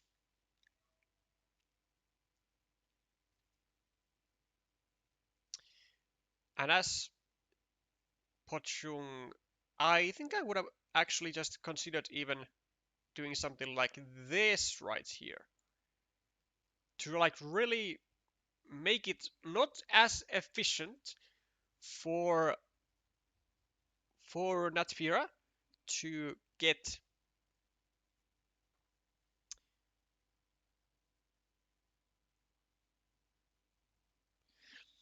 to get both advancement on the monastery and on the road. Also, this here square is like fully blockable because all three daggers with the left hand side curve are gone. So any any city tile with field over here is going to be blocking two meeples at once, which makes it imperative for Natpeera to try and block this square. But I think this is a major mistake for Natpeera, a major mistake, because now there are actually a lot of tiles to block this square still. There are two dividers, there are two cows, and there are two field Doritos, so 6 tiles to block this still. But if Nat would have gone over here instead, then there would have been not a singular tile to block this. Well, actually one tile to block this, which would have been the field crossroad. But now this is a serious danger, and it does come. Steven finds the block, and this is like entirely on Natpeera of not playing proper defense. This was like actually a major blunder from Natpeera's part. Like, he offered 6 tiles, 6 blocking tiles for Steven as opposed to 1. And that is of course going to better Red's chances, like by 6 times, of course. So entirely on Natpeera for sure to be losing both of these. Unfortunate stuff, but actually he could have also gone like earlier here with this curve, right? And had like more tiles to then finish both the monastery and the road. But that's too late to cry about it now. Pochung also attacking the 12-point field of Natpeera. And I wonder why he even bothers, because he could just take a 9-point field straight up. So that's a little weird, but okay.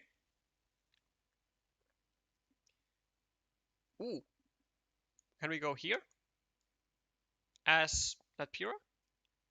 Because there are no, yeah, it does go.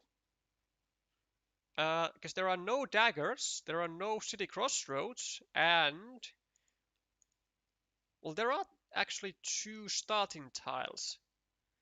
So this could backfire,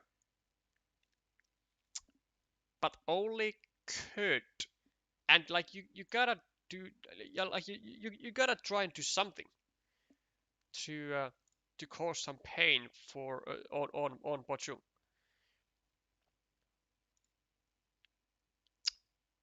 Okay, decisions. Do you go over here? Maybe take the road. Do you go over here and just, play kind of safe sound? Goes over there. Okay, well, gets a starting tile. 2 meeples to 1. And like this is, I mean, this is serious issues now for Natpeera, because the scoring potential on this board is like so massive. But when you have 2 meeples trapped as a result of your own negligence, it's not going so well for you.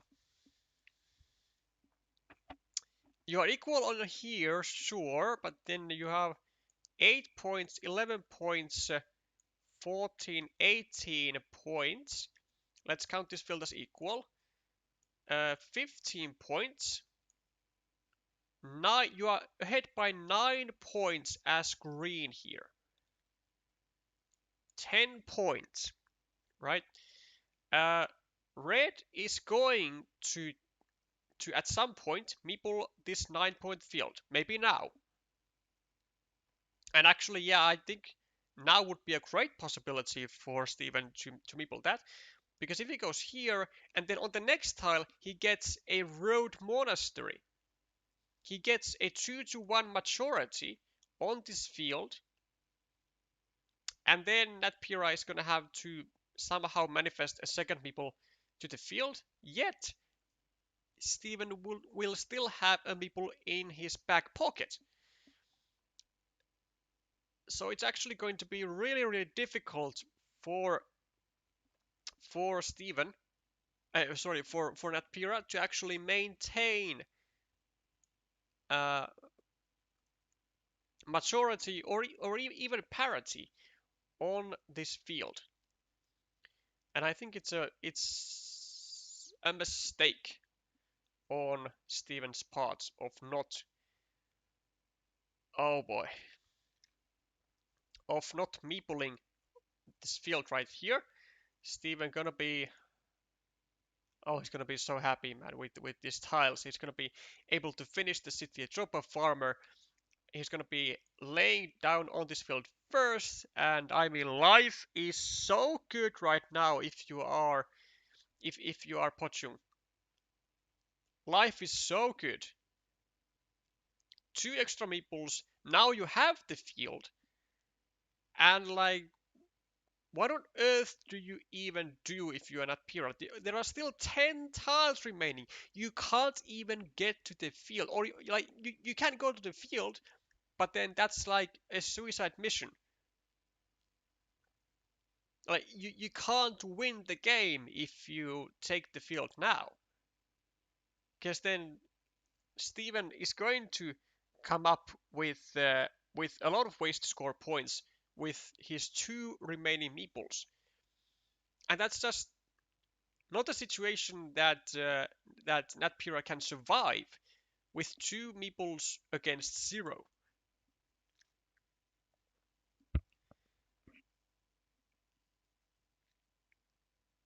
What?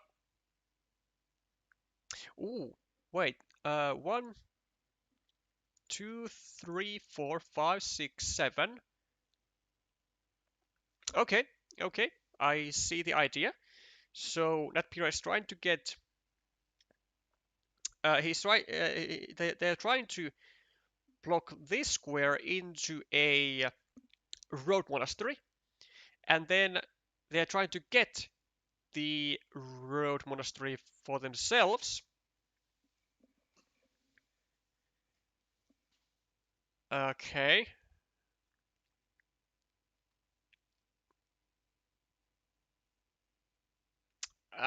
Yeah, I mean, you are blocking this guy momentarily, but of course, there is still always that one road monastery which will get these people to the field. But there's also this thing right here. So now a curve will get this guy to the field. Maybe all of this gets unified. I mean, if I were to be Steven, I would be just going over here right now. Yep, securing 12 points. Nat, what on earth do you even do? Like, what do you do? -9 for Nat, -12, um, -18, -10, -3, and there's this thing. There's potentially these things. Oh, there's a lot that can go wrong. Actually, for either side. Maybe. So, maybe there is a chance for Natpeera to cause something like going over here, dropping a farmer, getting the road monastery, like unifying all these together, but leaving this guy to 6 points.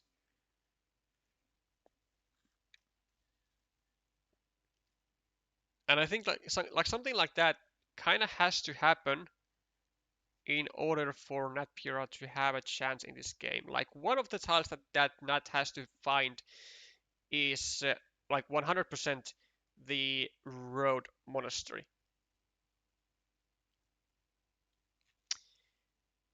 And this is not such. Okay, but wait.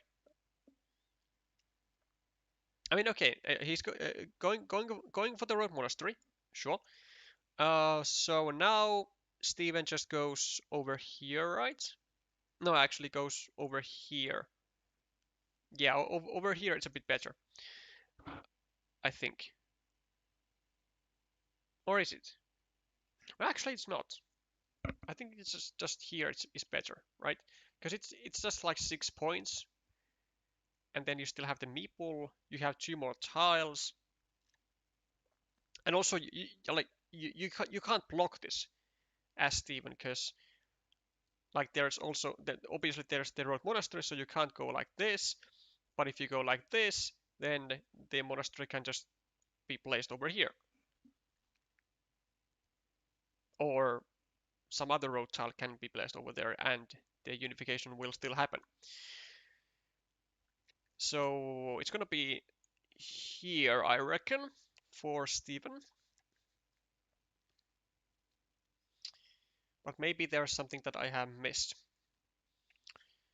Plus 13 equal 5 plus 2 for green, 12, 12,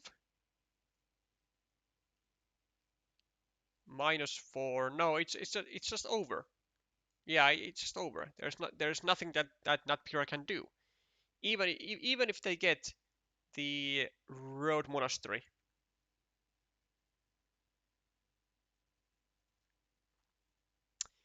It's just not a thing.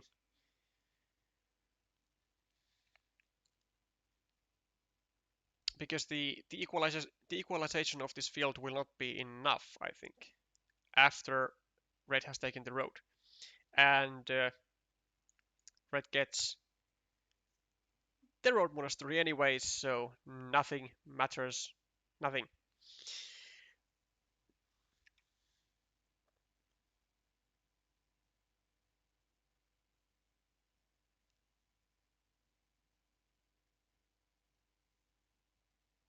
Also, is it actually better for Steven to go here instead of here? Because like that's that's 1, 2, 3, 4, 5, 15, 16 points, and that's 1, 2, 3, 4. No, it's just this. Yeah, just this. Why did red meeple the road for 7 points instead of meeple in the road? Red meeple the road because it was already a guaranteed win with the road, and there were no guarantees on red actually drawing the road monastery. Because like this is the road on its own is 6 points, which is enough to guarantee a win for red, even if green were to draw the road monastery. And like if red doesn't get the road monastery afterwards, then he will have to um, settle with less points than this 6 point road. And there is like no reason not to take that road when it guarantees the win, no matter what happens. So that's why the road was taken. 1-0 for Steven Chang. And for the other tables, let's see.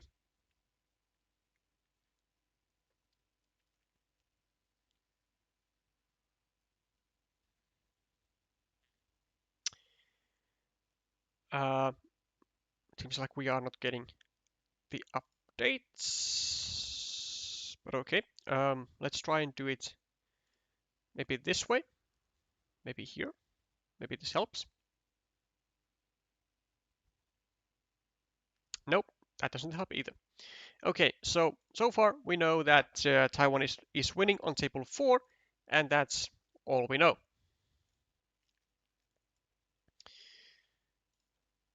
Let's head to the second game of table 4. Oops, wrong account.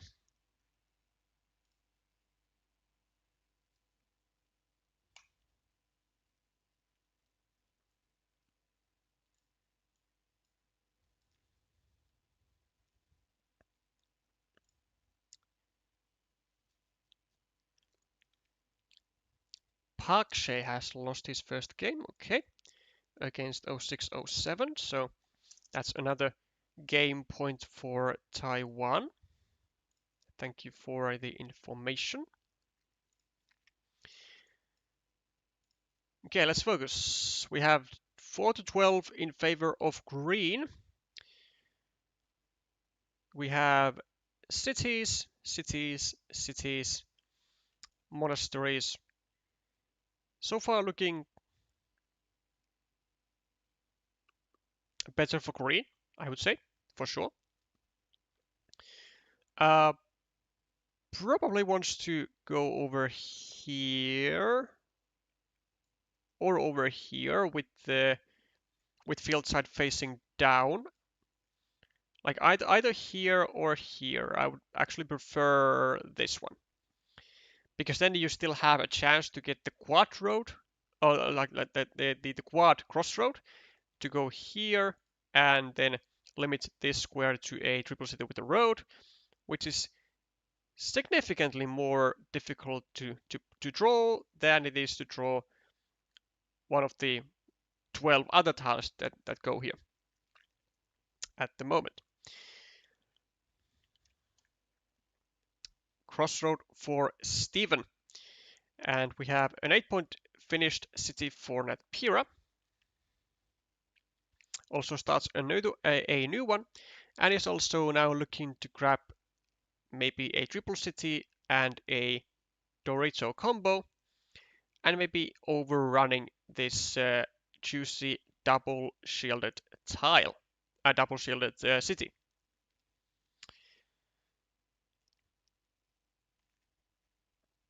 Extender for Natpeera, maybe. I mean, here is not a bad idea. Could go here, then try to get a straight road, go over here, and then actually have great chances to block this square entirely.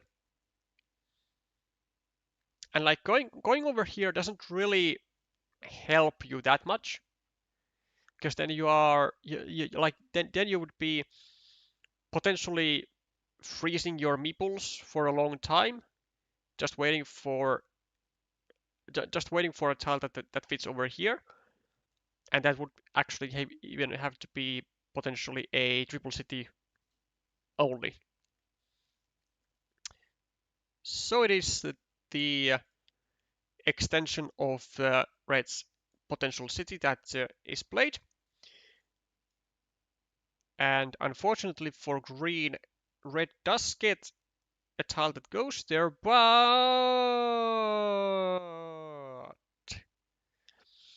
I think it would have been better for red to turn this the other way, to turn it downwards, to force green to place the city crossroad over here, because it's very unlikely that this city is going to be unattacked for the rest of the game, and it's very difficult to actually complete because it just needs city caps, right? And when you go here with the city cap, you open up an attacking spot over here, a blocking spot over here. You already have attacking spots over here and over here, so it's very difficult to actually complete, is what I'm trying to say. But if you go over here, you only need to cover up from 2 sides, and then you can just maybe even yourself go with the city crossroad over here, and your life would be much, much easier. Steven attacks the city with the starting tile, and even finds a 3rd attacking platform, and goes for a whole bangalang on the city, with already 4 triple cities out of the deck, which is not really great for red here. Green had to meeple. Green had to meeple the extender tile for insurance. Maybe. Yeah, I wouldn't have blamed it. It was never gonna be like a losing move in a sense. Like if you just meeple this, then I guess the worst that can happen is that Steven finds a divider over here, like a tube divider, and gets his own 8-pointer, and then you are left with a 3-pointer here, which is potentially closable with 2 city caps. But I guess Natpeera wanted to save their meeples for other stuff, such as maybe for monasteries, future city caps, stuff like that. Steven tries to make not just tries, but makes a semi-safe on his city, and Nat still manages to block with one of the 3 remaining daggers that Steven actually needed. And now there are actually a lot of empty city caps on the board, over here, and now Nat can also benefit from this one right here.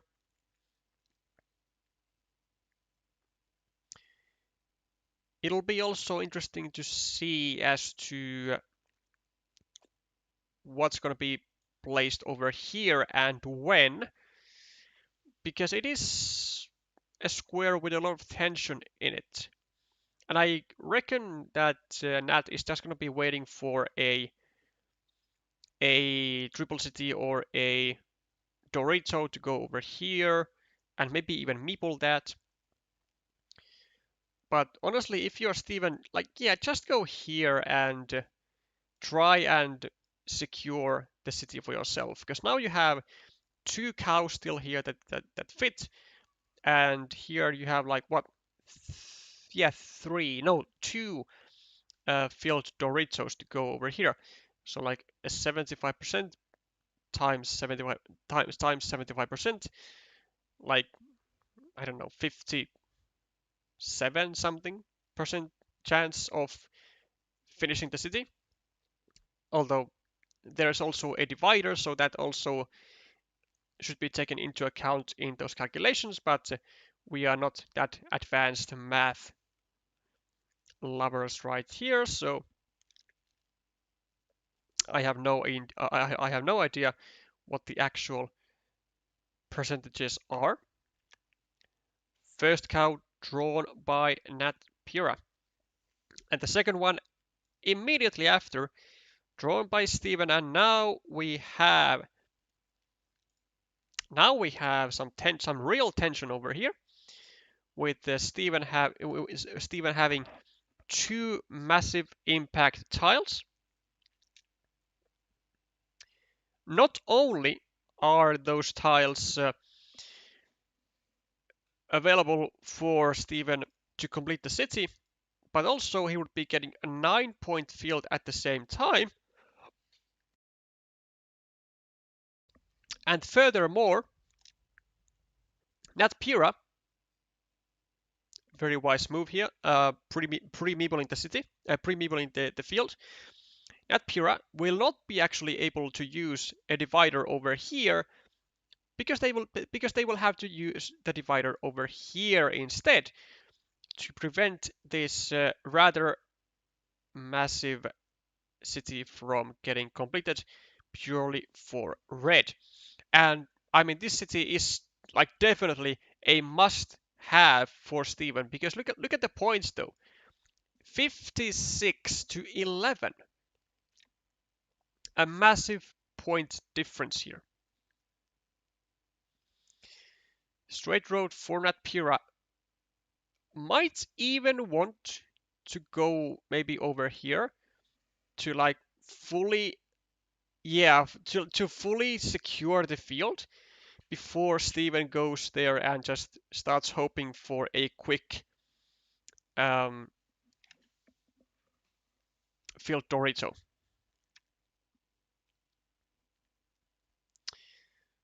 Monastery for Steven. Not much of a use. Well, actually, there it is, because I mean he can still go here and meeple it, because Steven right now has to start counting on getting such a good tile run out, and like he has to start counting on that field Dorito coming into his hand like as soon as humanly possible. Like he has to get the value out of like every single tile. Yeah, I don't think this is how to do that. Nat, honestly, just go over here. Why not? Like, just take away the 6-pointer possibility from your opponent. Or that. Well, Steven gets the Dorito and also has now missed out on the 5 points of value. Actually, 6 points.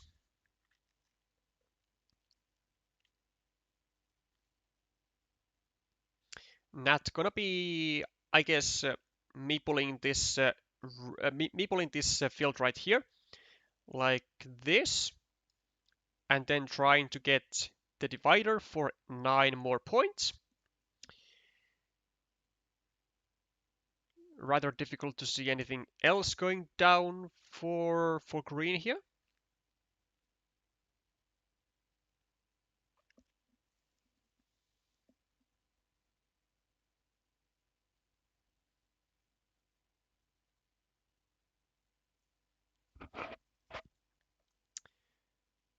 Okay, or like this.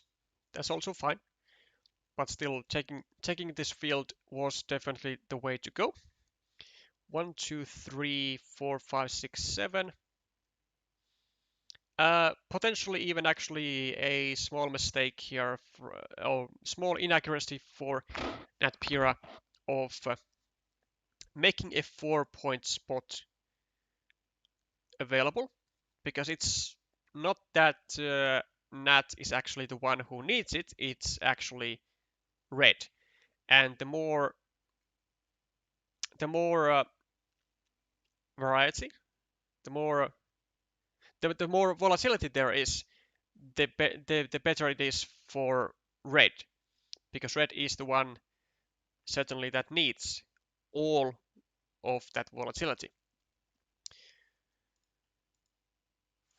4 points for red, or maybe going over here, meepling it, and then hoping for a divider, finishing both cities, taking this field for 6 points. I've seen worse plans. Quick point tile for Natpeera, taking 2 points is what they can do. Variance. I mean variance slash volatility. Either way, they are in this instance they both mean the same.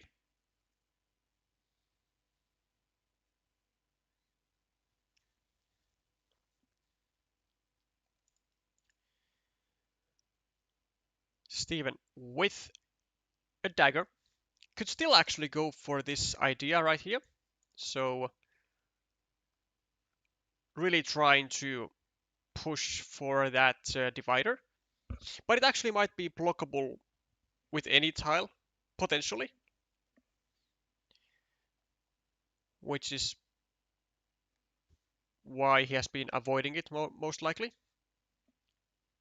Actually, it's not blockable with any tile. I think there are still straight roads. 1, 2, 3, 4, 5, 6. Well, never mind. Simply decides to start a new city on its own, and Natpeera is the one who draws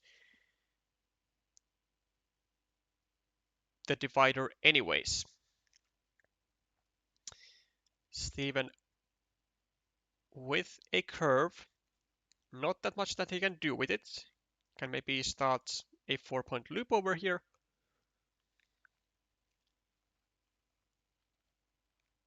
I mean, like, actually really nothing else he can actually do.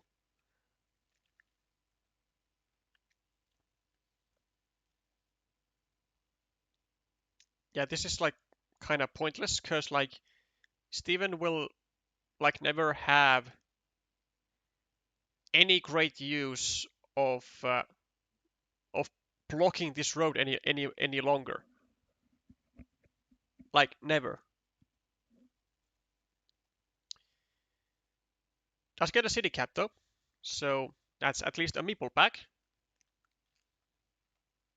And also, of course, a 3-point farmer to maximize the points. Nat also, well, not also, but Nat with a straight road, which is entirely useless for them. Gonna be just discarded somewhere, like here. And Steven, a measly 3-pointer in the end. And it should be pretty clear win here for green, tying things up to 1-1.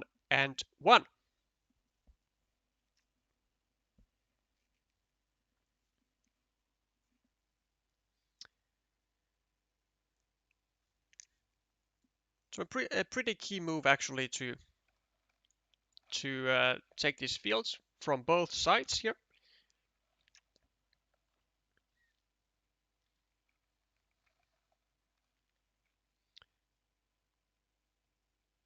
But other than that, I'm not sure if there was a whole lot that that green could have done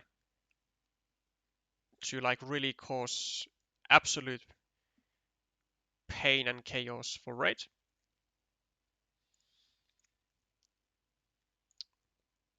And actually it was only an 8-point win, which is actually quite surprising. I thought it was going to be more than that, but whatever is necessary, as long as you win. It's good.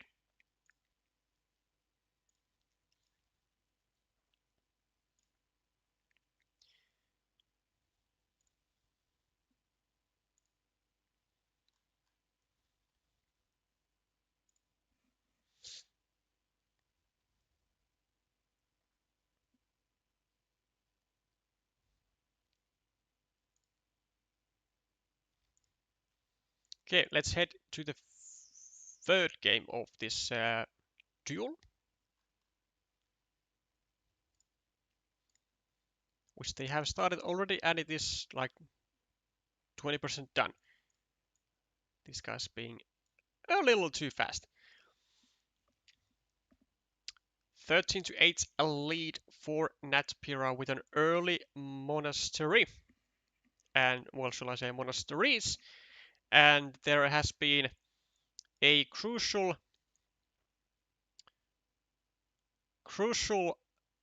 lawless act, criminal act, having been made from the part of StevenChang with having meepled the field instead of the monastery with the road monastery. Not really something that I would say is the best thing to do in most cases.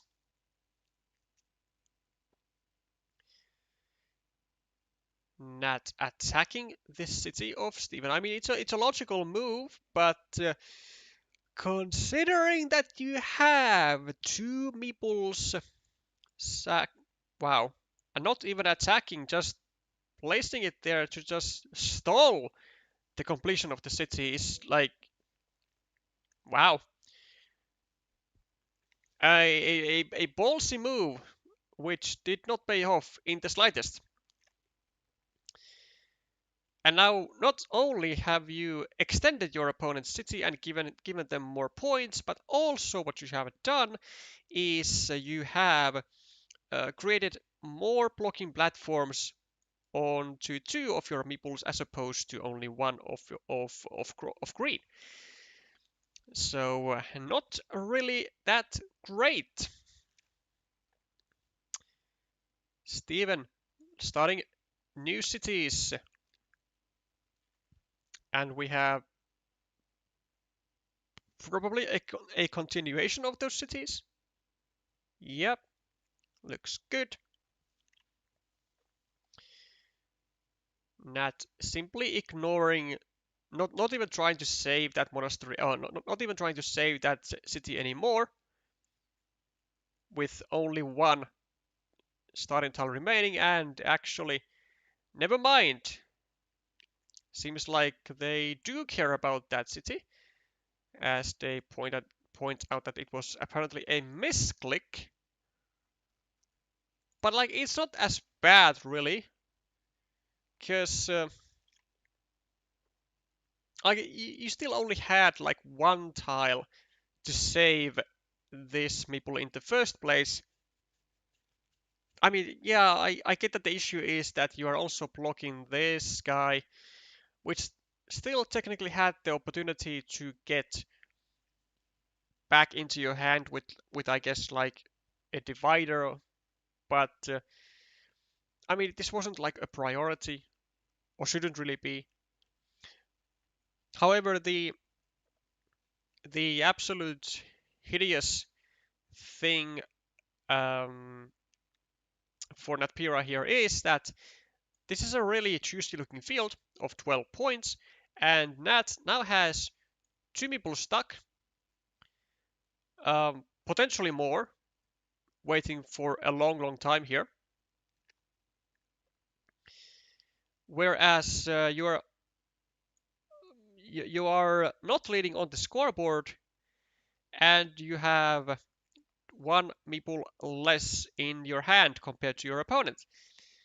So a very tricky spot to be at. One triple city with a road remaining on this square, with a huge impact tile for StevenChang.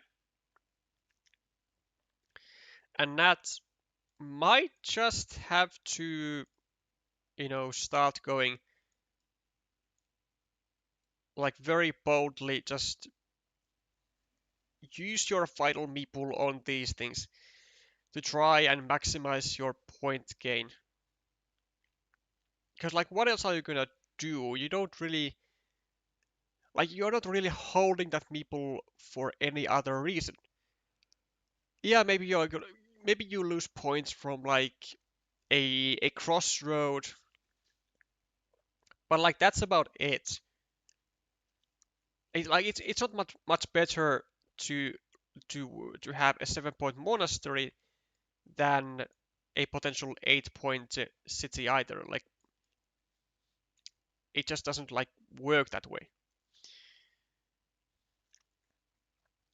Straight road for Natpeera, no help in regaining that meeple back. Steven, on the other hand, gonna be taking just 2 easy points here and leaving an empty city cap lying around. Or not. Instead, going for a full block, and the full block is going to be very, very successful. And Nat is in serious trouble. Blocked meeple, blocked meeple, blocked meeple, useless meeple, and awaiting for immediate recovery somehow meeple. Not a good spot to be at.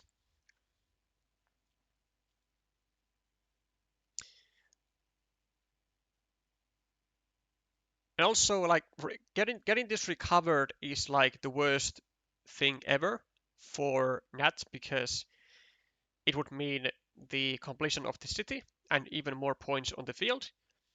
Now, fortunately for Nat, they do get the triple city with the road, but with no meeples, I mean there isn't much that they can do. They just have to wait for a recovery of this guy right here. And if that recovery does not arrive fast, then it is gonna be a pretty long day. This guy is also trapped because there are no starting tiles or city crossroads. There is 1 and 2 and 3 on the board.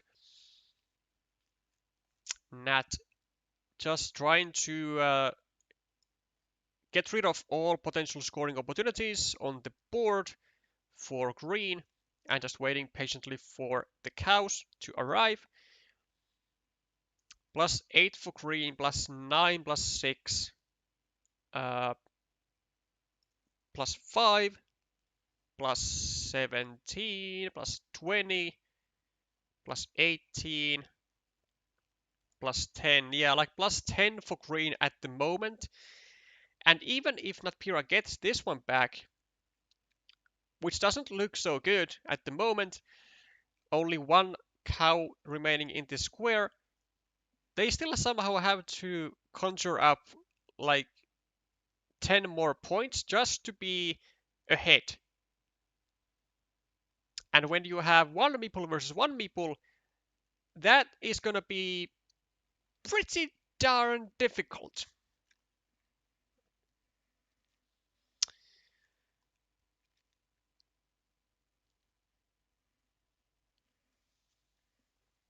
So, cow for Steven. What do you do with it? Maybe, yeah, I guess this is fine. 1, 2, 3, 4, 5, 6, 7, 8, 9. Yeah, just making a ruin is fine. As long as, Steven just, takes it himself.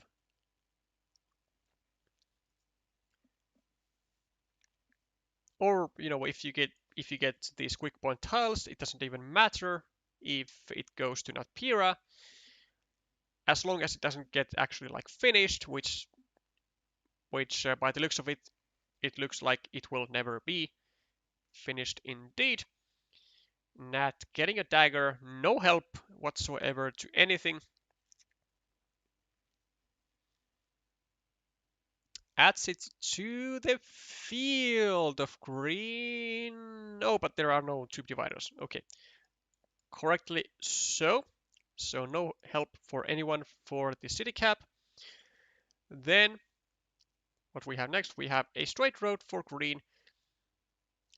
And I mean, Nat keeps getting like good tiles, but without any meeples, can't get any advantage of them. And like at this stage, even if you get the cow here, like the game is just like over.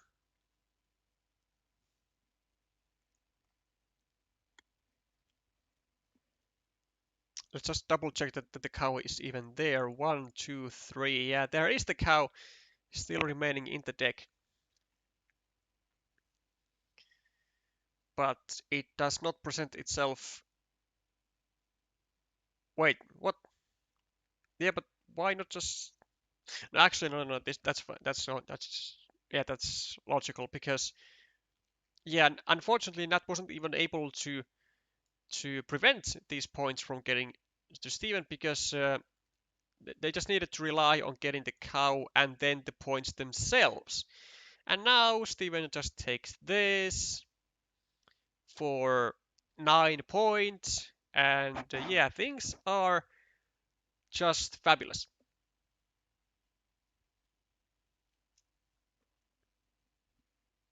For green, of course. I guess what green is just double checking is the remaining tiles. So is it better to take the 9-point ruin, or maybe it's even better to just simply go over here, add 3 points to the field, or maybe go here, take a 6-point field.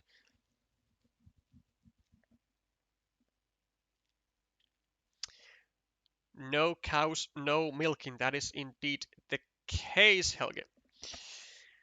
No cows, no milking.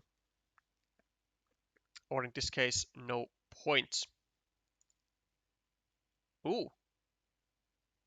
Wait, hold up. That 1, 2, 3, 4. That was just 15 points that Natpeera-ch got.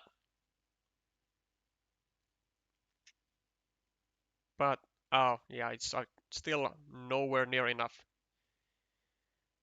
Unfortunately. But, I think actually, given the tiles remaining in the game, which were like this curve and then another vanilla and a straight road, I think it was actually going to be better for Steven to simply like just take the field right here, because like the potential of the potential for Nat of getting into a 15-point field is more important than being able to get a 9-point ruin. Like green is of course going to win in both cases as we just saw here, but still you should, I guess, like take away the more lucrative opportunity for your opponent when you know you are ahead already.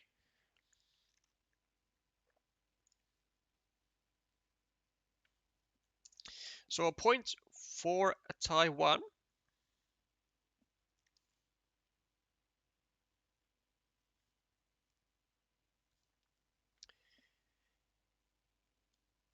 Hold up. Yeah, brutal one indeed. So a point to Taiwan, getting being the first on the match scoreboard. Well, to our knowledge, but let's see if we have. Okay, we finally have updates actually on the other tables.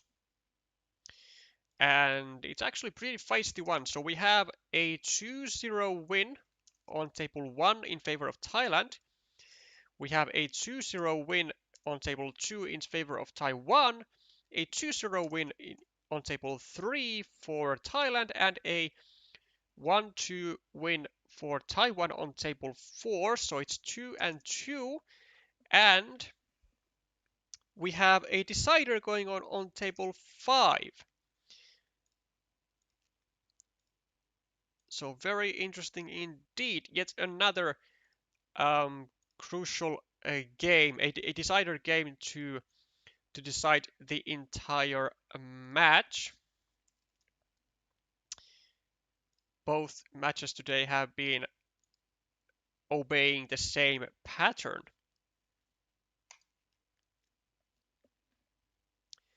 Welcome, Steven. Congratulations on your win today.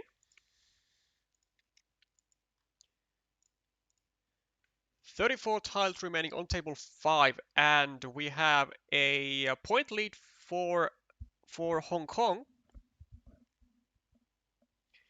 with a blocked city. Yeah, a very much blocked city for pMika. There are no more starting tiles remaining. Is this completable? Assumably so. It is. There are still daggers remaining. Well, a dagger remaining over to this spot. And there are also city crossroads remaining. All 3, actually. So probably we are going to go with an attack, and we do.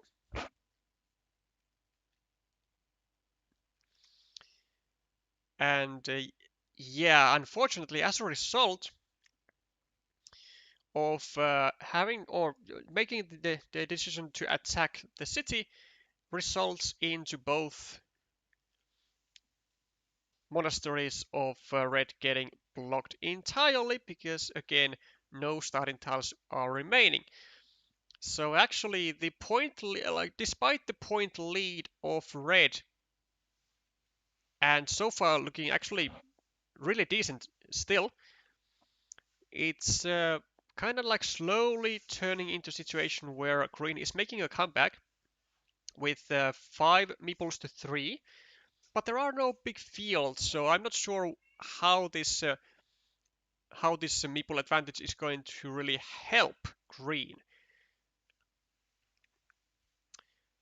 Plus 12, 13, 14, 15, 16, 17, 18, 25, 29, 30, 33, 32, 34, plus 29 for red for 3 less meeples.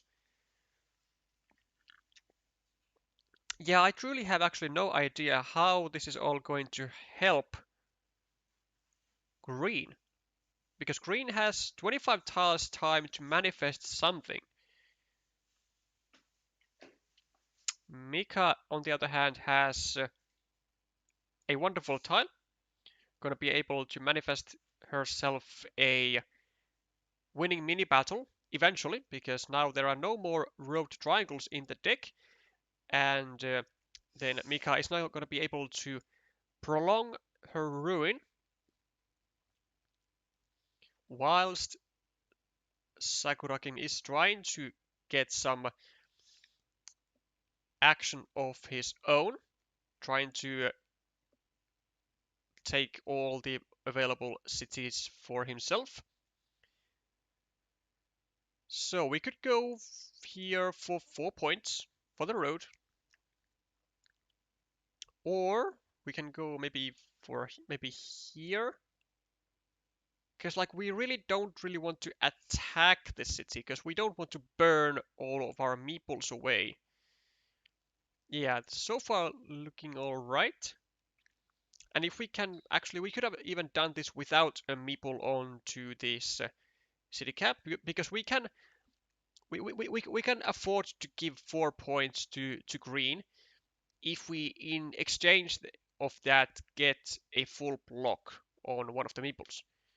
Because we are ahead again like 25 points or maybe more. So we can take a 4 point loss on that. Now we just continue the process. Now we could also meeple the city cap because taking this will no longer provide a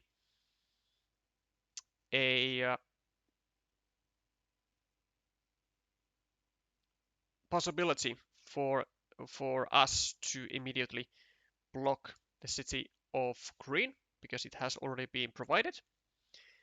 So I want to say that we are going to be going over here as pMika because we want to still take away the possibilities of a city crossroad. But it is not in the cards of pMika to waste shielded tiles like that, or to use them. So now a potential, yeah, this is all right. A full block. Surely a full block is going to be in order for pMika. Like we have the chance, and those. Oh, I don't like this though, because like we have the chance to make a full block, and I know we have other tiles to do that. Well, we do get the other tiles to do that, and we did successfully take full advantage of the city cap. But still, I mean, like it's just such a powerful tile in the hand of green if they get a city crossroad. Just taking a meeple back, 5 points for the city, like extra, and then 3 points for the road. Like I would definitely be willing to sacrifice a city cap to make the full block. Especially in a situation where I know that I am leading by a lot of points. 8-pointer for green for the city, and now there is a 9-point field being formed, which is definitely favoring green because they are the player with the most meeples. Now the question is, does green ever go over here and place a farmer? Because it might be the case. If they are still behind enough, they will do it. They should do it. Plus 9, 10, 15, 22, 26, 23, 25, 29, 26. I definitely think that they should do it. Just go over here and like really go for point maximization. Because like you are minus 20, what did I say? Minus 25 or something? You have 10 tiles time to get that, plus more. Because of course pMika is also going to be making points the entire time. So you gotta take the biggest risk that you can, go over here, lay down an 11-point spot, then maybe get also this field, and then suddenly you actually have manifested like 20, 12 plus 9, 21, like 29 points for 2 meeples. And that could actually bring you back into the game. And he goes on. I like that. I like that so much. Gotta have the balls to do that when you know you are so far behind. pMika now has to kind of clean off this city cap right here. And that's fine, because there are still city caps remaining in the deck, and it is imperative that this doesn't go to green. Like, we gotta take off this city cap. Or go there and meeple the city hoping for 8-point city. I mean, I don't think it's that strong of like taking the city. Because like you are getting like if you get the city cap, like you gotta be as efficient as you possibly ever can. And so if you can take a 9-point field and an 8-point city with 2 moves, it's better than getting an 8-point city and a 3-point field, right? And when you have 10 tiles remaining in the deck, like you simply cannot afford to be like picky. Like you gotta risk a lot, and that is exactly what the Taiwanese player is doing here. Also gets the 9-point field. pMika now has a chance and should be doing, I guess, yeah, exactly this. Taking away the city cap from green to prevent a 7-pointer move. And now, as you can see, green has actually gotten 15 points so far with 2 meeples, which is like the highest amount that he can, potentially get on this board. And that is very important step to have.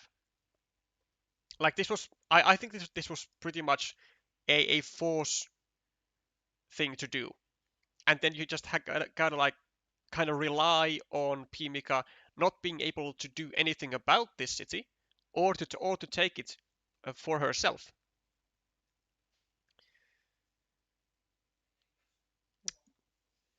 Continuation for the city of green. Can it be actually finished? 1, 2, 3, 4, 5, 6, 7, 8, 9, 10. No, it cannot. And there is also the finishing blow for Mika's city. Do you go with the meeple over here for the field? Yes, I think you do. I think you do, because there still is another um, another city crossroad, which would then go over here, which you can use to finish your road and take a 3-point field, and then you still have something to finish your something to use your meeple on with the final tile. Unfortunately, Mika does not get a tile that he can block this city with, because again there is that city crossroad. What they can do though is, I guess, take a 4-point road here, or maybe we go here and we drop a farmer. How about that? No, no, no, no, no, no, no. That's no. It doesn't actually work because it's only like net +1. But we can we can go here and we can drop a farmer here or here. Yeah, like this, because this is, if we go here, drop a farmer here, it's 3 points now, and if this city gets finished, it's 6 points. I like that. I like that. So like here and drop a farmer. 1, 2, 3, 4, 5, 6, 7, 8, 9, 10, 11, 12, 13, 14, 15, 16, 17, 18, 19, 20, 21, 22. Yeah, one city cap. One city cap remaining. So I think that is actually, the best that we can do, because we have to assume that green has the city cap, because it is the tile that green gets the most points with. Oh, better yet, even we go here, of course, and drop the farmer. That's, because that is 1 more point for us.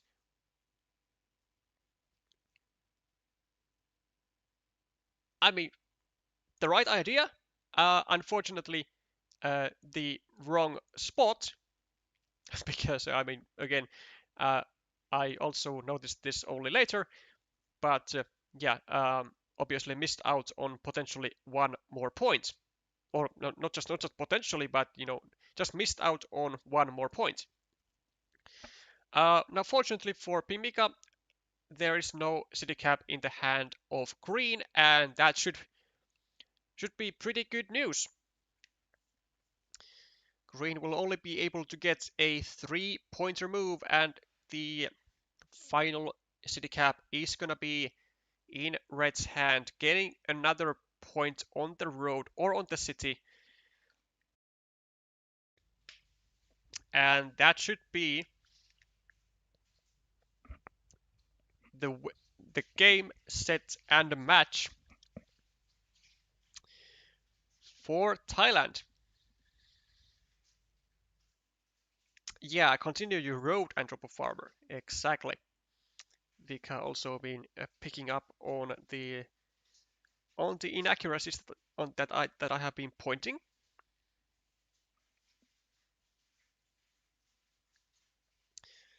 So despite the small inaccuracy over here, not going on our own road, we still managed to get quite a comfortable win, no? As the Thai player. 20 points. Yeah, 23 points. Pretty sizable win. Um, and yeah, this just kind of shows the power of just having good features, even though even if everything would feel like being blocked, because again, Red had a meeple deficit throughout the entirety of this game, but because the meeple maturity is most often effective when there are big fields or a big field, then green wasn't really able to put that meeple advantage into a good use because there wasn't anything, because there were like 3-point fields only, whereas this was like the only potential um,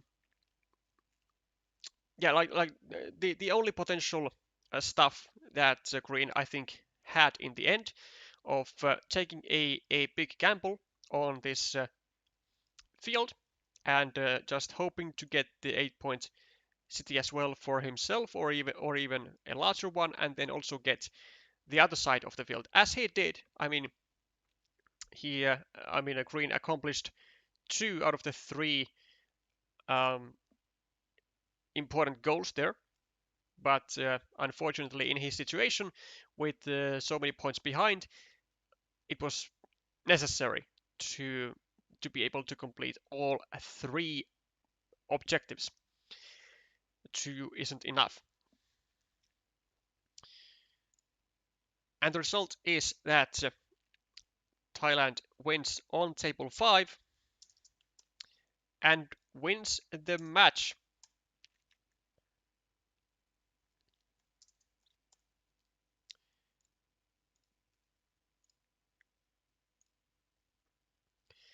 And that's going to be the 3rd match point for Thailand, which will obviously put them at rank number 1 in Group A. And that means that the semi-finalists, or the semi-final pairs, the semi-final matches are now in. It's going to be okay. The semi-final matches are now in. It's going to be Thailand versus Hong Kong and Japan versus Taiwan next week. That is. Let's also take a look at how Malaysia Vietnam ended, since we didn't have a chance to view it. Also a 3-2, which I feel like this day has a pretty distinctive pattern with Japan Australia 3-2, Malaysia Vietnam 2-3, and Thailand Taiwan 3-2. Vietnam getting their first win, and well, it's going to be a consolation win. It doesn't really do much for them. It's only merely going to get them a better final placement in the cup, but at least it will be a nice note to end on the Vietnamese players. For Malaysians, maybe not so much. I guess Lega Logan and I forgot the name of JX IV, but but they can be happy for their own performances.